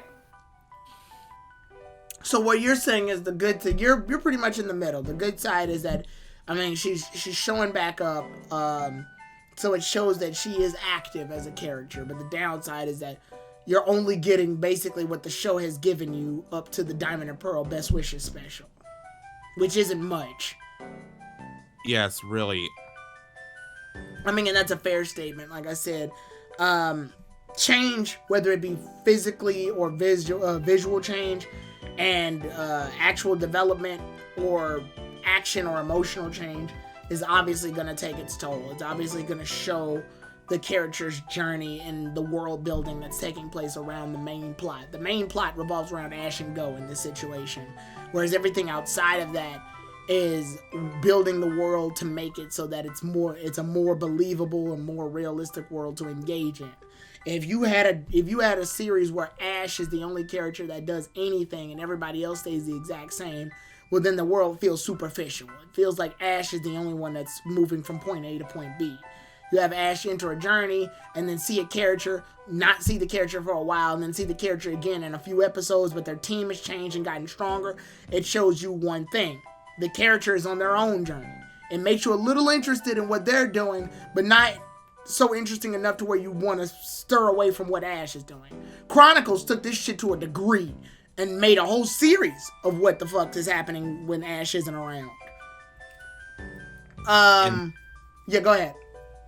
Yeah, I wish we'd see more of that Chronicle stuff. Well, that's because, and this is interesting too, and I want to point this out. Pokemon is a very interesting series in the sense that Pokemon is a series that has done that situation which when you have a main character going for 20 plus years, the characters that he's revolved around start to become a little bit more interesting than him himself, sadly. And I say that only because we've had total focus on Ash the entire time. But we don't have focus on May, Max, Brock, Silent, Iris, Serena, Clement, Bonnie, and all the other characters that have been following Ash on his journey because we're not on screen with them the whole time. So naturally, we're curious about what they're doing while they're not the main focus. So unfortunately, that level of mystery has helped them become more interesting than what we gotten with Ash. We know it's with Ash. It's never a mystery what's going on in his life. We see it on screen every freaking Saturday or Sunday or Friday or whenever the fuck you watch the show. We see it every week. We don't. Almost. Yeah, almost every week.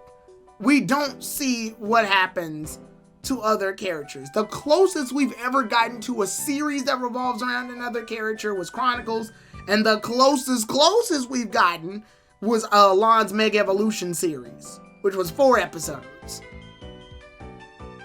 And then it immediately ends up devolving into X and Y anyway, so... Yeah, but I feel like, sorry to cut you off, but, like, I feel like for, like, Alon's, like, story, that was focused entirely on him. So that was good story development because it didn't have anything to do with Ash. Yes. It just had something to do with him, and you were able to focus on his journey, his thoughts, his views, like, his development alone, and that was it. And then when they crossed over with XY, it was perfect because you already have a developed character. In this case, we're leaving characters that we've seen for years upon years until they return, only to be just kind of a side character in another plot. We have to think too, all these returns for these characters are just brought back for a plot of journeys and not really a plot for themselves. Yes. They're kind of just side characters. Dawn feels nothing more than a centerpiece right now. Yes, exactly. Actually, AU Dawn feels more relevant than the actual Dawn. Yeah. That's why you need to watch this episode. But you want to know why that's the case? Well, not even just because of the episode. We don't know about her. We don't know what she's been through. And when we do see the pictures of what she's been through, they're all we've got for real. Yeah. So there's a story that we don't know about, but it opens the imagination as far as a viewer or a watcher to go, what did this character do? It raises questions, and questions are usually the first step towards engagement. Yeah. You only ask questions for something that you're engaged in. If you don't care about it, you don't ask questions. You don't need to. Right? For a story, questions need to be raised because then those questions can be answered in said story.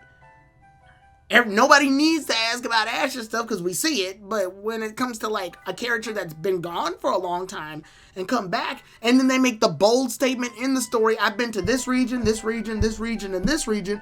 Well, what happened in that region, that region, that region, and that region? Yeah, all the side characters, but all the probably companions have this unique position of they are people that we've grown to know and be interested in, and that when they do come back, when they do mention, oh yeah, I've done something, we're immediately tuned in. And I think it's something that I feel like the writers should never like abuse, of just bringing someone back in the vein of like Dawn now, and just not giving us a moment to breathe with the character and catch up and understand where they've been. And how that makes them now. There's when writing a character, there's 2 rules that when writing a returning character, there's 2 rules I always follow. Well, 2 extremes you should never go towards. It's a thin line of perfection, but it's a line nonetheless. You can't go immediately left and show us a dramatic change, as Red Dragon said, with no context. But you can't word vomit your character's development to another character as expedition pieces. So you can't go, well, for example, this character got all of this stuff and became the champion and did all of this while you were off screen, Ash.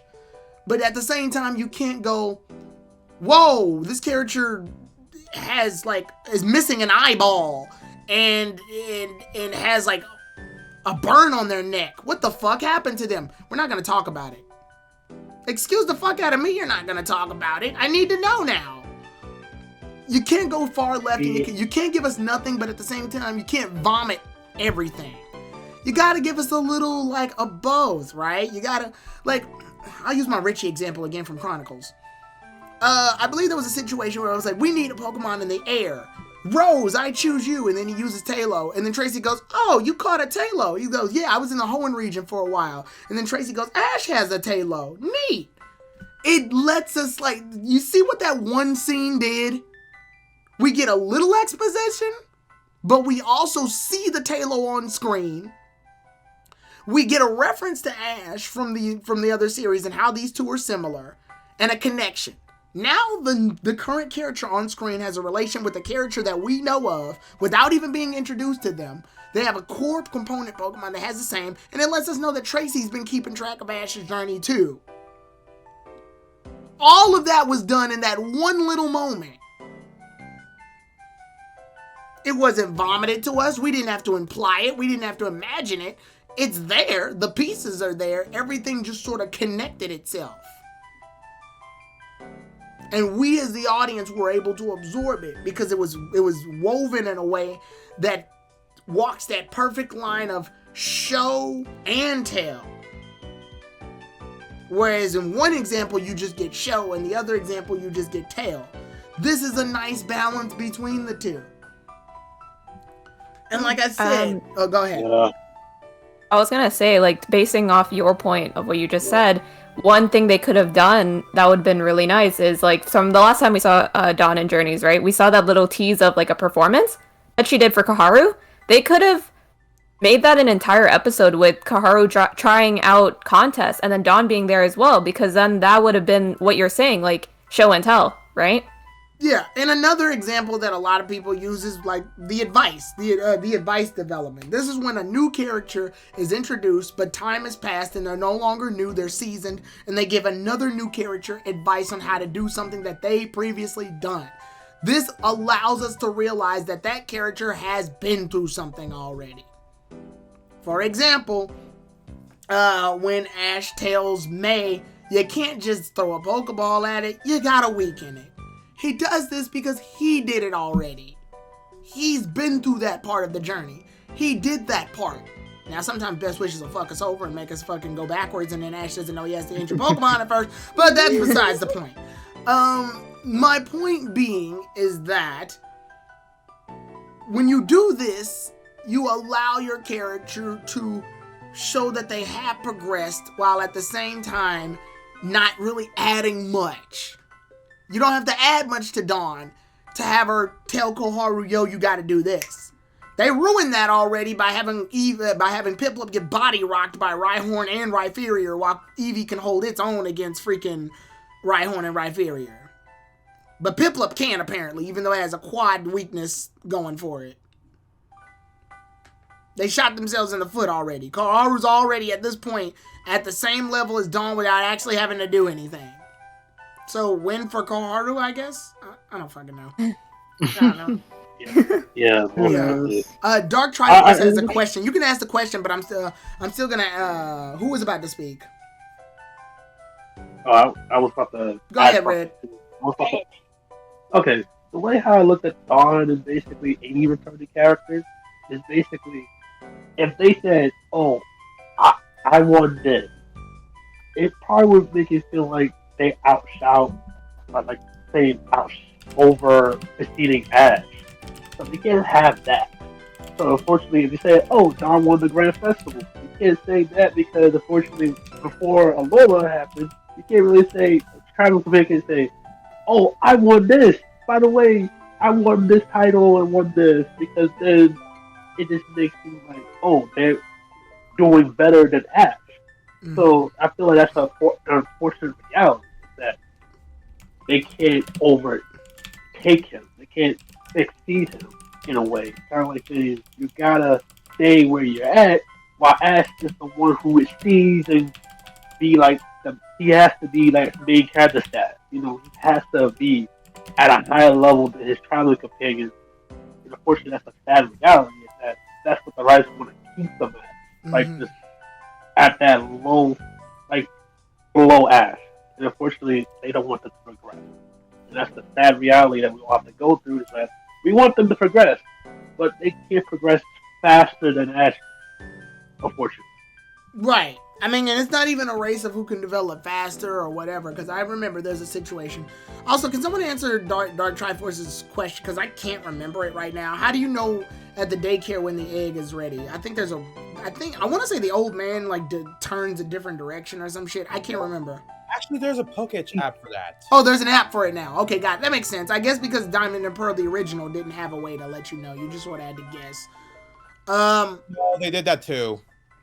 Oh, they had an app? Yeah. Yes, the app was in Diamond, Pearl, Platinum, and the remakes. Oh, okay. So that means you have to go to Jubilife and get it upgraded. Actually, no. It's once you hatch your first egg or like get your first egg, you go out of the nursery and then you go back into the nursery and then a guy appears. Oh, gotcha. Okay, cool. Yeah. So going into it, what I was gonna say, this is one interaction where Ash comes back from the Orange Islands, right? He's won the league or whatever for the Orange Islands. And Gary comes back, and Gary's been like, yo, I've been training since you've been gone. And Ash's like, whatever, I beat a whole freaking league. So they fight, right? And Pikachu gets fucking body rocked by Eevee. I'm talking like destroyed. And so obviously we this is their very messed up way of saying that the Orange Islands doesn't really count. But it does. But it shows that Gary developed more than Ash in the sense that he became a better trainer. Ash got experience, but he didn't get as much experience as Gary did. But it's very clear that Gary's going through a major character change at this point to get Ash influence to go to the Johto region. So during this chapter of the story, you see a character that supersedes Ash, but that gives Ash motivation in order to increase his development. Because a character prior has gotten better than the main character, which makes the journey in and of itself more engaging. Oh, a character that previously was less than the character that already exists has become better than the character that already exists. What do? Well, now we see that development was stated. Ash openly states his accomplishments. Hey, I won the Orange Islands League. And then when they fight, Gary completely crushes him, almost mitigating Ash's victory point. But it also allows him to realize, yo, there's a much further way to go than just beating a league in order to become a Pokemon Master. And it taught Ash humility. It taught him, oh, wait a minute. Doing one thing that one time doesn't make me automatically better than everyone that exists. It's one of the reasons why I get so confused why a lot of people go, well, why doesn't Ash gloat his champion status? Or how come no one mentions that he's champion? I'm like, what will that actually do to the story, though? Like, how does that help the story? It more or less doesn't. It shows that he reached a status, but it doesn't really, like, progress the story. Journeys in and of itself has been holding it back with tears that Ash is a champion. They only did it one time where they had two twins, some nobodies, and a Lola say that he's the champion. But other than that, they've kept his title pretty much on the down low, and even have gone as far as to say in the coronation tournament, it doesn't matter what your rank is as a Pokemon trainer. Everyone's invited to this tournament. They did that so you could pretty much throw that champion status out the window. But that's because they put themselves into a corner and realized, oh crap, we made Ash the champion of Alola. Now we have to deal with champion Ash-based shit. We've never made him the champion of a league before. So how do we deal with him being a champion? This is a whole new set of writing for us. We have to find a way to make him an engaging character while at the same time he's already reached an engaging milestone. That thing that always was out of reach of audience members is now finally within reach. Well, now that they got it, what do you do with it? This is a problem that precedes every time a character reaches a personal level of growth, is that you have to top that growth with something or find a way to make that growth engaging. This was unfortunately the first step towards Ash's linear progression. Now that he's a champion, the show doesn't know how the hell it's going to manage him being a champion. So their best solution? Avoid it. Or to the very least, don't make it a focal point. But that means that characters that Ash has met before have to teeter this line too, because the story primarily revolves around Ash. If they get better than him, it's great. It means that he can progress. But unfortunately, it also means that because he's champion, they can't progress too much. Otherwise, it looks weird. I know without watching the episode, a lot of people stated that Dawn made it further in the Sinnoh League than Ash did. Alternate reality Dawn, the shiny one.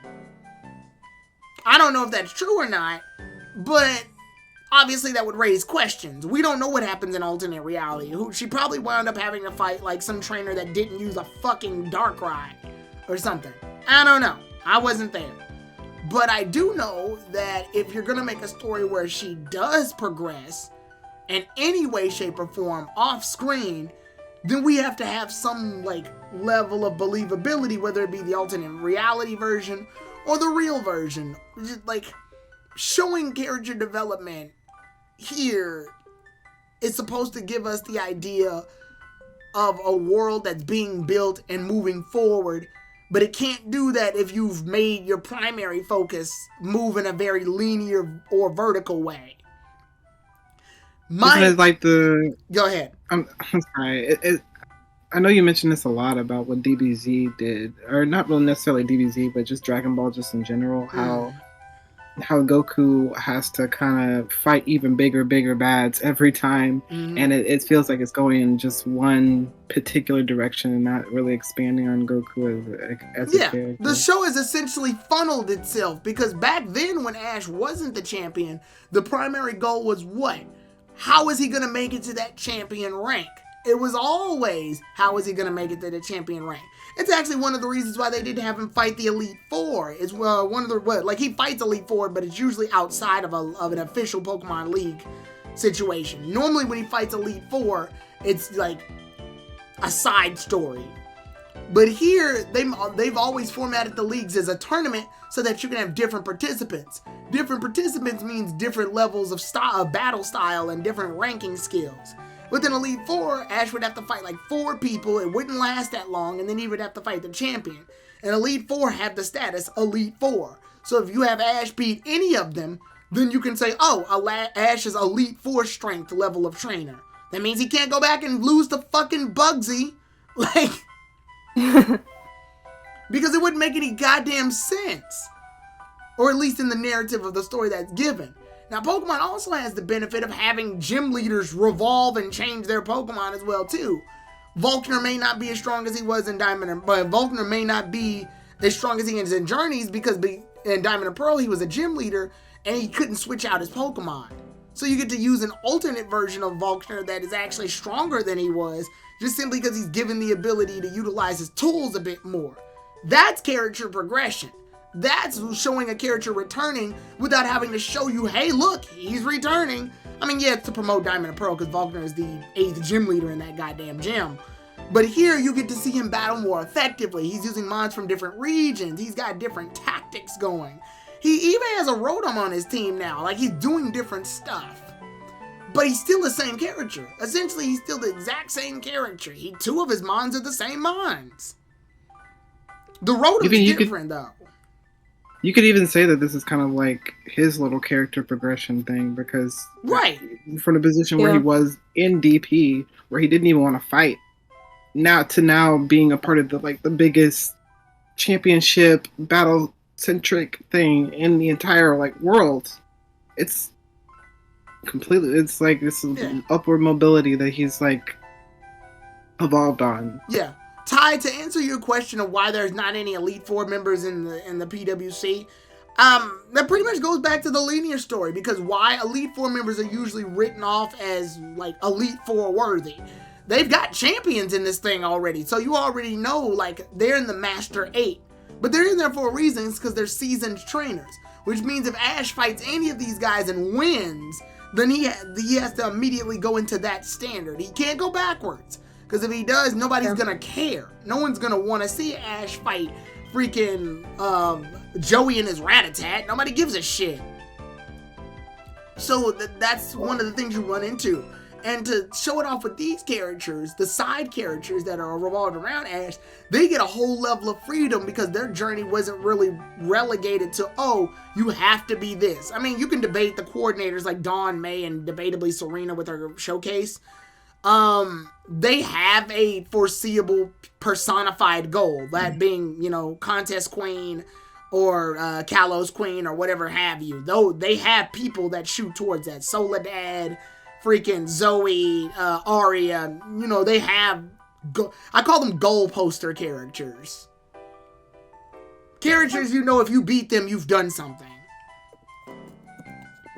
So when you do that, unfortunately, it's yes, you've reached a milestone, but that also puts you in the danger of almost losing the ability to make new milestone characters.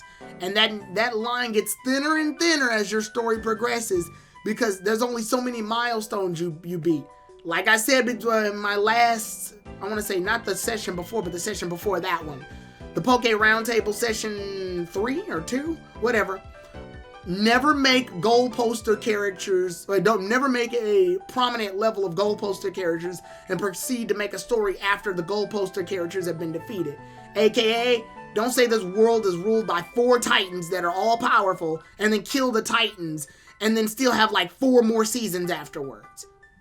Right? Yeah. Don't do that. Yep. You can't do that because if you do that, then you limit your story. Where do you go from here? Do you if Captain Ahab killed Moby Dick, would he have to fight a giant, more whiter whale? I don't know. It just doesn't make any goddamn sense. So to avoid those blocks, the best thing to do is usually to make a world-building situation in which characters are all growing at the same time. The world isn't limited. That's why this change would have been important. That there is not Dawn making all her Pokemon superpowered and her getting a completely different outfit, but it's to show that she has developed and thus the world has progressed around Ash. Things are happening outside of just him being a champion. Things are happening outside of him just beating a league. Other people are growing. A new generation is uprising. That could have been the story. Sadly, it isn't. But that's why change is important. Not even just physical change. Like relative change, mental change, and emotional or development change. Like I said, if you had Dawn, one of the things they pushed a lot was Dawn's spinning combo, right? That was like their big, like, they were selling that shit hard in Diamond and Pearl, remember? Mm-hmm. Yeah, what if Dawn made a different movement combo? Like flips or some shit, I don't know. Or, what if the Pokemon end up, like, what if Dawn is able to effectively use combination moves that work off the Pokemon's abilities? Like, for example, I'm trying to think of one off the top of my head. Yeah, well, I can't even think of, like, all of her Pokemon don't have great abilities. Yeah, they don't. They really don't. Like, what if, in a tag battle, Dawn injures her Piplup on purpose? And they're like, what are you doing? And she's like, don't worry, Piplup's got this. And then by the time it's injured, its Torn ability kicks in and its water attacks do more damage. Yeah, Old Dawn doesn't know that. Cool. New Dawn does, though. Like I said, sometimes change can just be about battle tactics and how you, like, implement them onto your opponents. Like, this could have been so different. But I think the problem isn't even the fact that there's no visual change to our team. I think the biggest problem is that Dawn as a character is a piece that's in the world of Pokemon that's remained unchanged just in general. They kept her stagnant for no other reason than this character existed and people remembered her when they were younger 15 years ago. So let's bring her back because she existed 15 years ago. For the views. For the views. Yeah, she's clickbait. She's clickbait the character. Mm-hmm. She's a thumbnail at this point. And if you absorb anything from this discussion, it's that I call Dawn a clickbait. But I'm getting tired of talking about it. I want you guys to engage in a little discussion, and I want to hear what your thoughts are, and just to round things out. So, who wants to go first? It's open discussion. Anyone? I guess I'll start. Go ahead. So let me say this. When it comes down to Dawn or any returning character, I would say this. They should just, if they're going to come back, at least extol some knowledge that they learned from the previous journey and give it to the new characters that's in the series. So say, for example, Dawn came back, at least throw some knowledge in this for, like, say, Haru or freaking Go, and just give them, like, at least a little bit more knowledge, like, okay, this is what you need to do, this is what you should aim towards.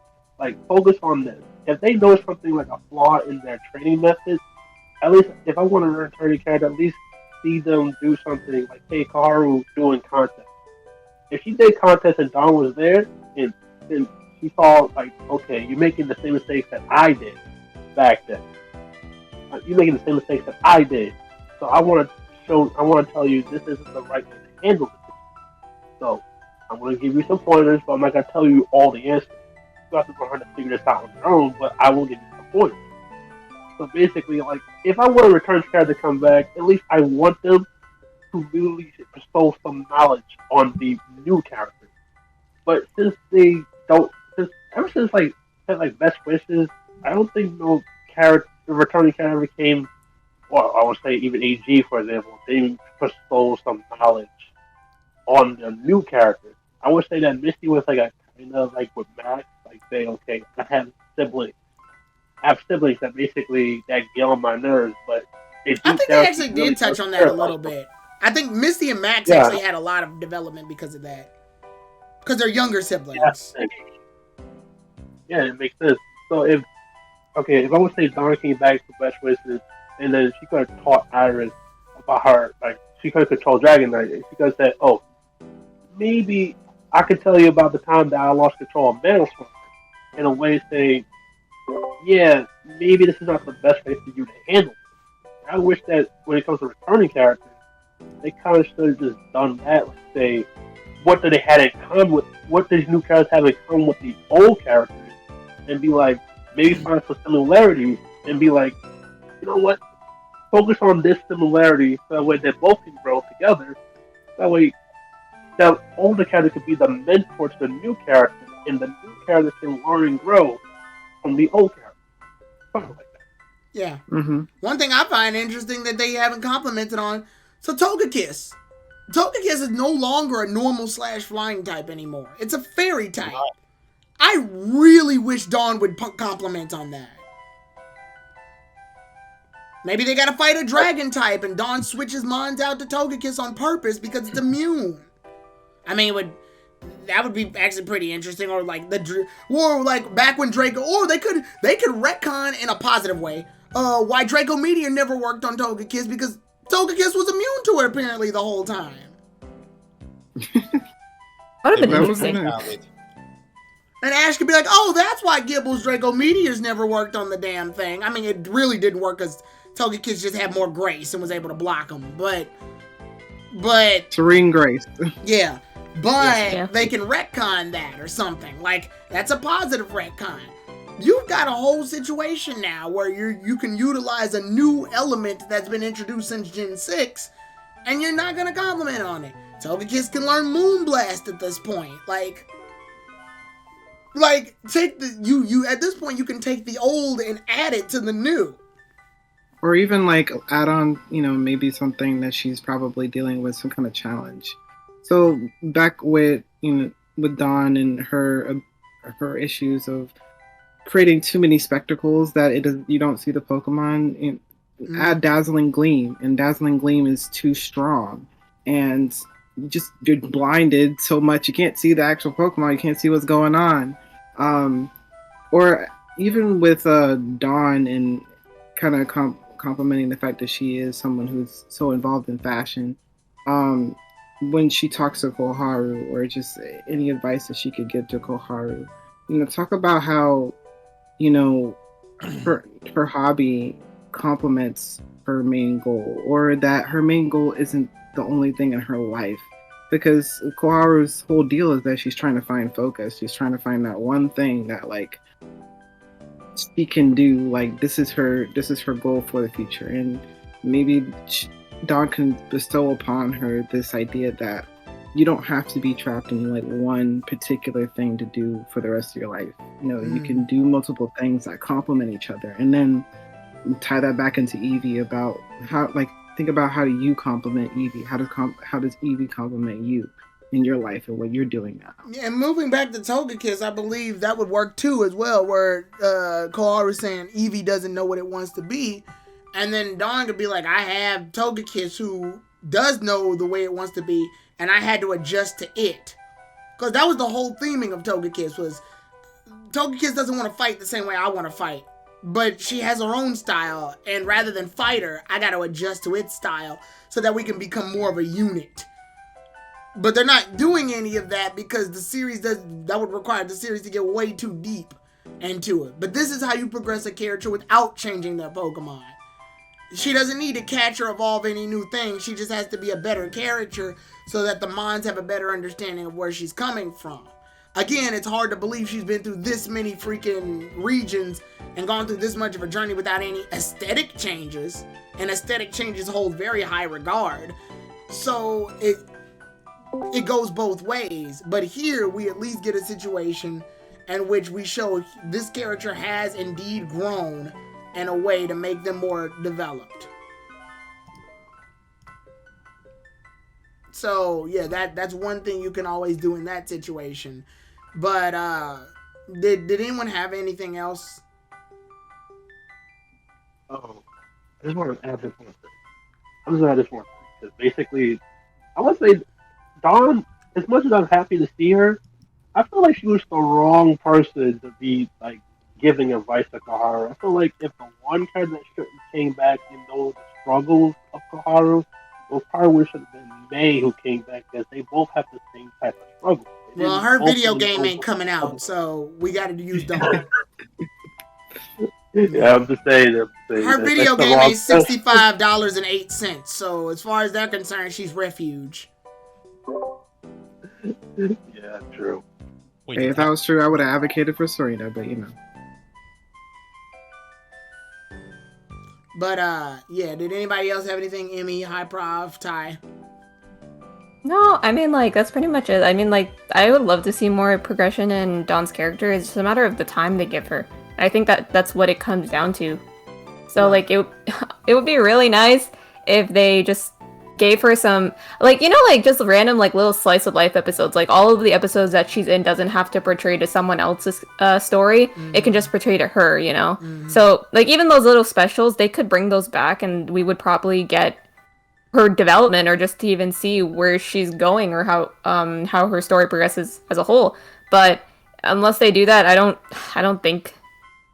think her character is just going to be stagnant, and unfortunately that's I mean, and I want to clarify to everybody, whether you're for the change or against the change, development works as a reason to let us know that, like I said, this story is moving forward even when the eyes aren't on the main character. Your story becomes a lot more, the world you build becomes a lot more digestible when you see that things are happening outside of the realm in which we're able to visually see. Not everything has to be off screen, obviously, because then we're separated from the context of the story.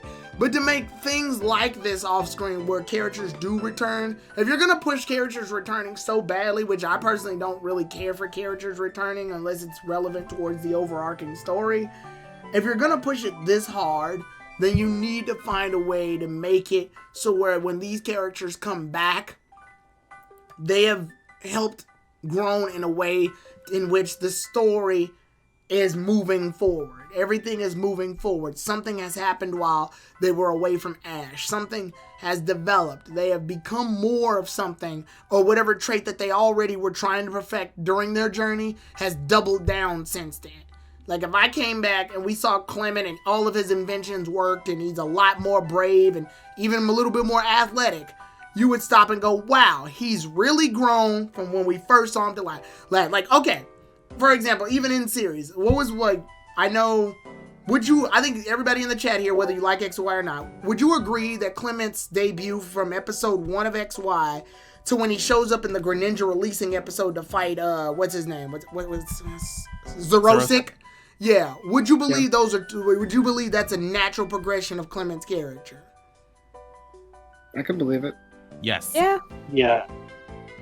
So you all perfectly believe that the scared, timid, not ready to face his own fears Clement from the first episode is going headfirst into battle without Ash, Serena, and Bonnie's approval, is able to know immediately the science behind the Zerosic stuff and destroy it and use Luxray effectively in a fight, completely portrays him as a much better character than he was when he started.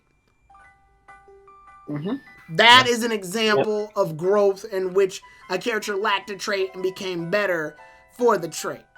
If May sits there and says a phrase as bold as, I don't even like Pokemon, during her first debut, and now she's like top ranking most of her contests.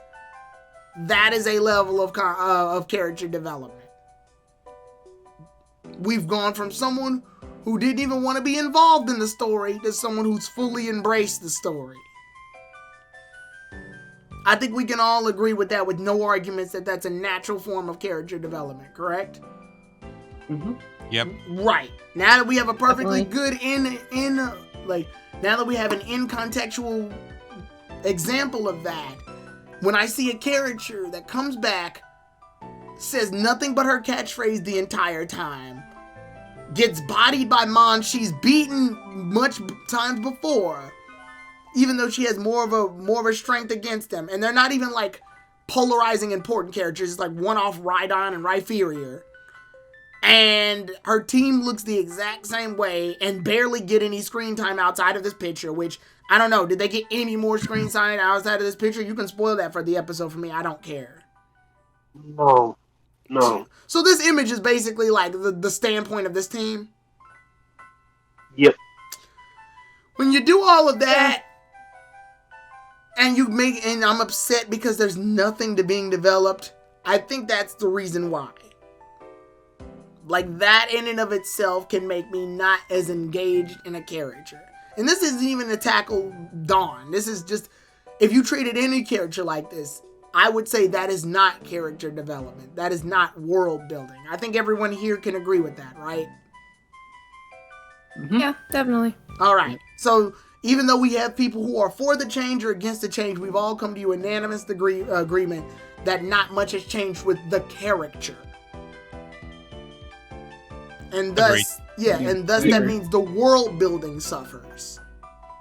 That's what I'm trying to press on this. That's what this whole topic of this video is about. That's the reason that I looked at this on Twitter that day when I saw the arguments, because I saw a bunch of arguments on this. It was crazy when I looked on Twitter and some people were showing the picture. They were going, some were civilized arguments like, she didn't make any change, but I think it's okay because sometimes change can happen when you inside of a character rather than the outside, hence Piplup's refusal to evolve. Good point. That's a good point. That's an excellent point. But then some people were like, but however, I feel at the same time, we've had other characters in the past go through changes and we see them again and they look or do completely different things than they've done before, which shows that they've been through different experiences. Another good point. This is an argument where both sides theoretically have no wrong answer. The problem is that the show itself hasn't given me a reason to be engaged with the change. That's where the problem goes. The problem isn't even in the picture that we're looking at. It's just the Kickstarter to the conflict. The problem has been the lack of world building, the lack of engagement, and the lack of progression within the character of itself. The writing, the placement. Why bring Dawn here if you're not going to make her change at all? What was the actual point? And I want to make this a separate discussion for later on, but the need for characters to come back, because I see on Twitter a lot of times that people say, I want this character to come back, or this character needs to come back to Journeys. Or the only time I really hear anything about Journeys is when people say, what if they bring this back, or they need to bring this back, or I hope they bring this character back. The three requests I see are, I hope, I need, or what if. And I think also there's a problem in the sense that the characters that are in Journeys, we don't never really ask about, like, when is this person or this Pokemon going to come back? Like how are they going to play back into the story? Because none of the characters feel that significant enough to feel like they should come back and contribute. Right. And then the reason for that being is because the characters that people want or need to come back are coming from a place of development, of actual world building, of actual progression. People want to see these characters come back again because they didn't get closure, or like they didn't get a full resolution, or at least a solution they wanted to their stories. So they want them to come back, or they want them to come back to remind them of a day or a time and period where they really enjoyed the series. But what does that do for the current series?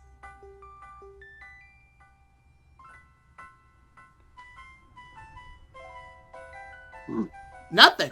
Exactly. It doesn't do anything for it. It can't do anything for it. It's like if you went to a new restaurant that just happens to have some of the old workers from the other restaurant, but they don't have any of the food from the old restaurant.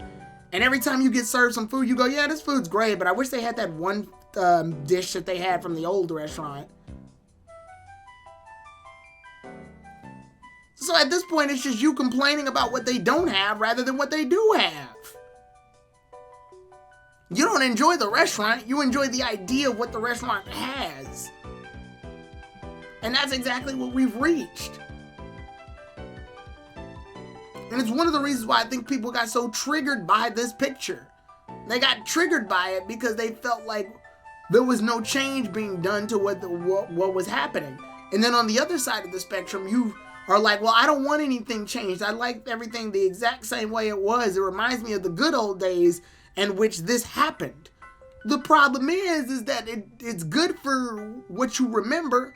It's bad for progression. The reason you remember it so well is because it had such progression back then.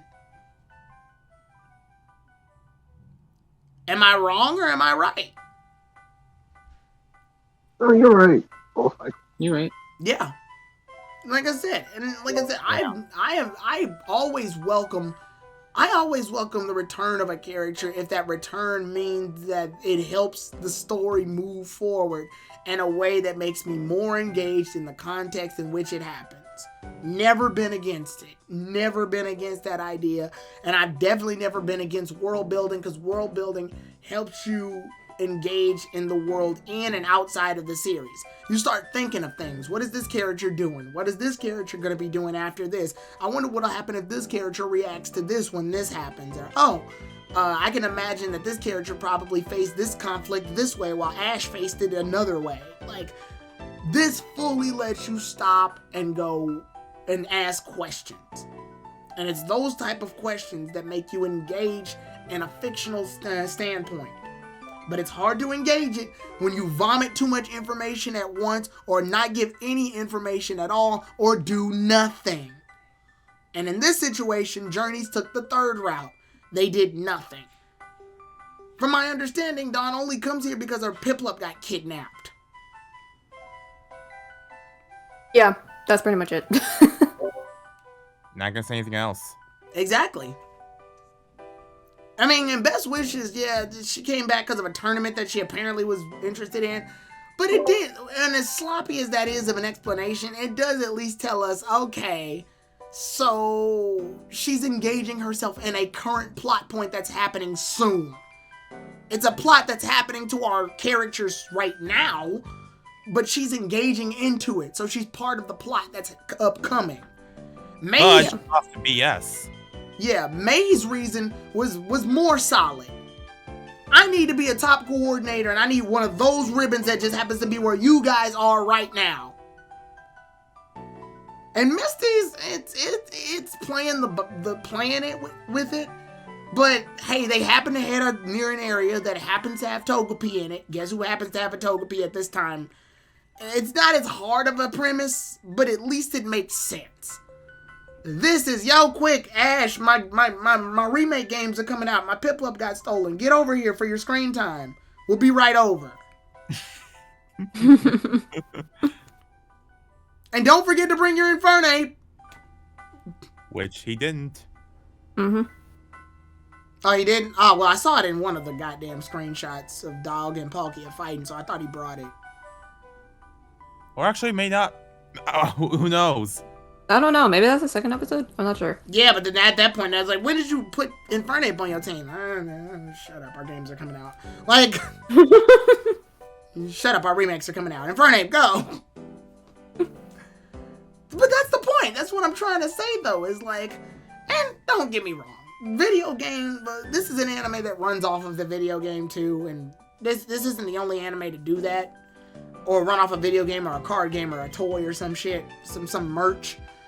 I'm not even mad at it for for implementing a game. Pokemon's done this shit a lot of times. I think the best time they did it to me was Shota. I think that's like the best representation of a video game because it felt natural towards the story. Whereas in Heart Gold and still like, even if we go back to Fire Red, Leaf Green, shit was weird. Like, oh no, actually no, I think AG actually did Fire Red and Leaf Green pretty well. Because he had Kanto Mons in his PC and he was fighting the Battle Frontier, so he just assumed that he revolves around each of them. That's fine, that's believable. May catching a couple of Kanto Mons. She caught Squirtle and Bulbasaur, which I think was a bit obsessive. I think she could have just got one, but fuck it, give her both, I guess. I guess it was to promote Fire Leaf Green. Yeah. Giving her Squirtle and Bulbasaur was to promote Fire Red and Leaf Green. They started early with Bulbasaur. They gave her Squirtle like way later. And I guess they didn't give her Charmander because Ash. Maybe? Yeah, Charizard was gonna show back up, so it would have been kind of weird. Exactly. Yeah, Ash and Squirtle and Bulbasaur showed up much later as like last resorts to fight Brandon. And then Heart Gold and Soul Silver to me is the messiest of like callbacks. I mean, yeah, Ash uses Johto Mons in the gym. That's fine. But then Dawn catches this rando Cyndaquil. To this day, I don't know much about. I don't know a damn thing about this Cyndaquil except that it's Johto the Mon. I know, same. I don't remember much.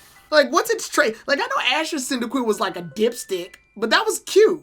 Like, All Cyndaquil was basically the baby of the group. Basically, was just the baby. And basically, Piplup was just jealous of the baby. ow! How long did that last? Yeah, so that. Yeah, but Piplup was jealous of everything. Ow. Well, whatever. Sure, neat. And then to promote Oras, we've got Shota, which to me I think is the best. Like that Shota, he was the best representation of. Oh, we're gonna make remakes. We gotta make this look natural, guys. Come on. Oh yeah, and Steven's here, I guess. But Steven likes stones and Mega Stones, so it's fine. That works. Here, Diamond and Pearl remakes are coming out, and they're like, throw Dawn and Cynthia in. Why? Because people know who Dawn and Cynthia are. Okay. at least they're doing a better job with Cynthia. Well, it's hard to fuck up with Cynthia. Cynthia's a champion. There's not much you can really do to fuck her up. I mean, you know more about, like, Cynthia just don't. I mean, if you don't mind spoilers, though, yeah? Yeah, go ahead. It's Cynthia. It's not much you can do. I mean, like, Cynthia's now shows off on Komodo. Oh, she's got Komodo. Yeah, she just, it revealed that she has that Pokemon. We saw that in the screenshots, yeah. Yeah, Doing so Masters as well. Mm-hmm. Yeah, it shows that Cynthia is literally has different Pokemon from different regions. Mm-hmm. Basically, you use Cynthia across the Mon from different regions. Mm-hmm. Maybe Cynthia's learning and basically going around the world and learning different types of things. Right. I mean, yeah, and then she was in Best Wishes. I think in Best Wishes we got more personality out of her than Diamond and Pearl. In Diamond and Pearl, she was just established as strong, and she had a personality. She had one. But in Best Wishes, we get a little bit more out of her. Like, there's this one time where, it's a small moment, but I like it. Ash is like, did you take care of what you had to take care of? And she goes, about that. And then the camera gets really serious on both of them for a moment. It's like, what's up? I forgot to get my change back from the ice cream shop. And Ash is like, oh, fuck it. What? Yeah, I remember that. That's funny. I like that. That's funny. Or when Alder's like, yo, Cynthia, you want to go on a date? She's like, you don't go on a date by yourself, my guy. Like that's how you use your character in a more... Because they didn't have a game to promote, so they could play around with her a little bit. It's official. Writer simp for Cynthia. Yeah, I mean, she's in Best Wishes 2 and Best Wishes 1.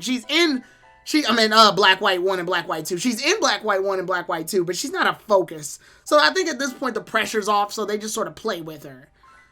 In the Best Wishes series. They just have fun with her. But, yeah. That's what I want to see in this series. Yeah, but that's a good example of how to use that. Even if you don't progress your character, then at least play with them, and they're not doing that either. Like, they're not doing any of that. Yeah, like, Cynthia's team is not exactly the same as her game team. It has a game team either. Yeah. I mean, taking risks. They taking risks they told offensive, at least to a degree. I kind of wish she had either her best wishes outfit or a completely new outfit. I don't like that she's stuck with her generic champion diamond and pearl outfit. Like, it's a good outfit, but come on now, you have other clothes, girl. I don't know, man. That outfit may have been for that for that trip to Unavo, to the villa in Undella Town. Yeah. But still. I mean, Yeah. I feel like the writers just don't want to change the character. I don't know. Well, it's because, again, the remakes are coming out, and that's the outfit that she fucking wears in her fucking video game, but... that's why Dawn looks like that, because that's what her fucking toy looks like. But... Because yeah, it's just, like I said, Cygnus suit Cynthia and Journey's due to come on. That actually would have been pretty funny. Yeah, I mean, hell, they got a line looking like Mega Charizard X, so anything's possible. Yeah, that's true. Yeah, that's what his outfit is based off of, Mega Charizard X. But, I mean, like I said, as we move forward, because we're coming up to a close at some point we got about 6 minutes left. Pretty much what we need to say here is, I saw this big debacle on Twitter, and I wanted to comment on it. I thought it'd be a good discussion piece to engage in. And I think everyone has come here with an agreement. Not to, like... I don't want to say that I changed or influenced any minds. I give my advice and opinions just simply off what I see. And if people are on board, they're on board. And that's great. My personal belief is, if you're going to develop a character, or if you're going to go through the trouble of making a reoccurring character, then you have to go through the troubles that come with it. That doesn't mean just bring the character on for the sake of them showing their face because people remember it. You gotta bring them along and sort of move the pieces along and allow them to interact with the main character in a way that shows that they have gone through something in the main character's absence. I think that's believable no matter what situation you're in. Pokemon or any other story that you follow. I don't think there's a lot of people that would disagree with me about that. Now, opinions are opinions and everyone has one. But as far as I'm concerned, when you look at it, a lot of people have been wanting not just continuity, they've been wanting returning things, old stuff to come back. And why do you feel, anybody can answer this, why do you feel there's been a need for that? Why do you feel that's the thing that people want more so than the progression that's happening now? Why is that the case? Well, I mean, just for what Journey stands for, right? It's about the union of all these regions coming together, and if you're putting Ash in the middle of it, Ash has been to all these regions before. So I think it comes naturally where it's like, yeah, you want him to talk about his past experiences. And especially because now he's champion, you feel like he has that kind of responsibility to do that, because it's like, all right, you've done your thing. We still don't know what your goal is because we don't know exactly what a Pokemon Master is. But now you're traveling with Go, who is like a newbie. So teach him. Be that mentor that you were in AG and that you were in XY and that you were in like so many other series, right? Mm-hmm. So I think that's the reason why people want, or we want, like continuity, or just like, I guess, well, yeah, that's, I think that's the reason. No, that's perfectly fine. Like, one example I really love is at the end of AG when Ash and May both win the Terracotta Ribbon. I like this because this is the same May that said she doesn't like Pokemon. Remember? The same one that told Mudkip to use Water Gun and got splashed in the face immediately. The same one that told Torchic to go in battle and Torchic didn't know what the fuck to do. So he just sort of walked away. Now look at her. Look at her and her Blaziken fighting toe-to-toe with Ash's Sceptile. This is definitely not the same May we're dealing with. And to show that they're on even ground, she even Ash cuts the ribbon in half and they both sport it at the exact same time. Why do they do this? Why is this necessary? It's to show that May has gone from knowing nothing about Pokemon to knowing pretty much a lot of crap about Pokemon. Almost to the level where Ash is. Not quite, but the point being is that they can Ash can fight her on even ground. He doesn't have to hold back. Mm-hmm. And if that's not character progression, then I don't know what the hell is. But that's why we get so involved when we want to see these characters come back. Is because they did such a good job the first time. Now, I personally believe that sometimes that characters could just reach a closure. They don't need to come back. Because if you do, then it ruins the structure that they already established. I wanted Pikachu's last 1 million Thunderbolt to be against Tapu Koko. Why? Because Tapu Koko's the one that taught it the move, taught it Z moves in the first place. So what better way to end it than have 1 million Thunderbolt be like the clash of the final battle? Alola crystals usually stay in Alola, so let's keep that with Alola. It holds the spirit of that battle. It's almost like something you could pass along on a lore or tell stories to people 1,000 years from now. But they ruined that by having it used against an Electivire that in theory should be able to absorb the attack, but it doesn't because it absorbs too much and blows up like a balloon because I guess this works. That's so bad. Because we had to win. What feels like a more engaging story though? Like, this isn't me just picking biases. This is me saying what feels like an engaging story. That Tapu Koko thing that I said? Or this bullshit that Journey's just pulled? The Tapu Koko thing, of course. Exactly. Yeah. So the need to bring stuff back doesn't necessarily mean it's going to be better. I keep pointing people to that goddamn Infernape fight. Because Infernape's last fight was amazing. He's, well, supposed to be his last fight. The last fight is against Moltres now. But I was about to say that. The Infernape's his second to last fight was against Electivire. Paul used Electivire. This is the very same trainer that said that Chimchar was trash. He released it. Ash loved it. The power of love as well as the power of being able to adjust the battle style allowed Infernape to get a explosive victory off Paul and even change his mindset and go, you know what? Maybe loving Pokemon is the way to go. Maybe I can implement both my knowledge and Ash's knowledge into my next journey. GG's, I'm out of here. Infernape wins, closed curtain, pursued by a bear. Here, what do we get? Infernape's back. What's it gonna do? Lose to a giant chicken. Well, fuck. Makes it worse. Oh my god. Well, shit. But Gary looks cool. Oh god, yeah. Like, oh, Gary Bear. But they always do that with Gary. Like, I don't like when they bring Gary back and make him, like, super strong for no reason. Because it immediately gives up on that whole, hey, I've decided to give up on Pokemon battles and be a researcher. Being a researcher has made you the best battler in the goddamn world. There's no sense of being rusty anymore. You beat Ash with his, you using an Electivire in AG. You freaking went ham in Diamond and Pearl. You freaking destroyed a Moltres in Journeys. You quitting being a trainer has been the best trainer move you've ever made.